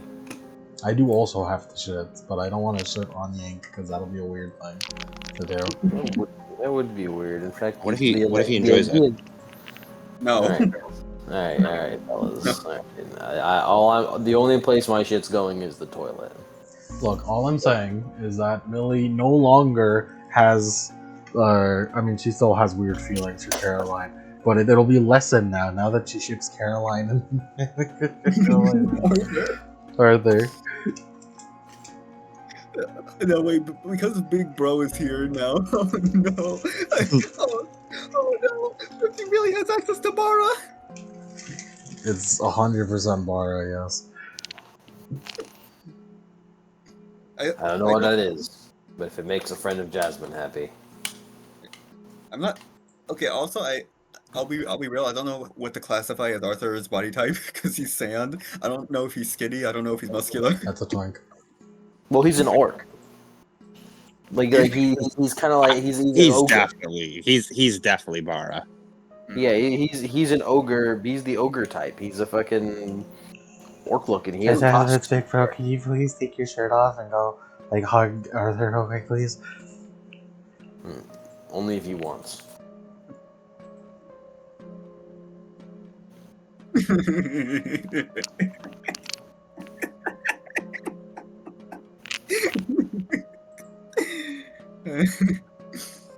I also will fucking say, like, as like before Big Bro stepped in, and as you guys were just like fucking squabbling, and just like Mercy was just raising her eyebrows, as like, these are the people who defeated me. Damn, they weren't kidding about the fucking threat of 4 dipshits. 4 dipshits. Hey, 5. 5 dipshits, yeah. 5 dipshits. Sorry. 6 dipshits. It's dipshits. The horse. Actually, no, that's incorrect. Nobody's probably one of the smartest members here. True. So it is 5. Yeah, 5 dipshits. No. Big Bro, could you ever truly agree to call Jasmine a dipshit? You must take all the dipshit for her. Exactly. So we're back to 4. We're back to 4 dipshits. If you say 5 dipshits, I'll kill you. 6 dipshits. That's on me. I wasn't literal enough. I was being too literal. You gotta watch your wording here in the hedge. Random dipshits. These hedge goers better watch where my fist is, because it's about to go up their jaw if they say something bad about my sister.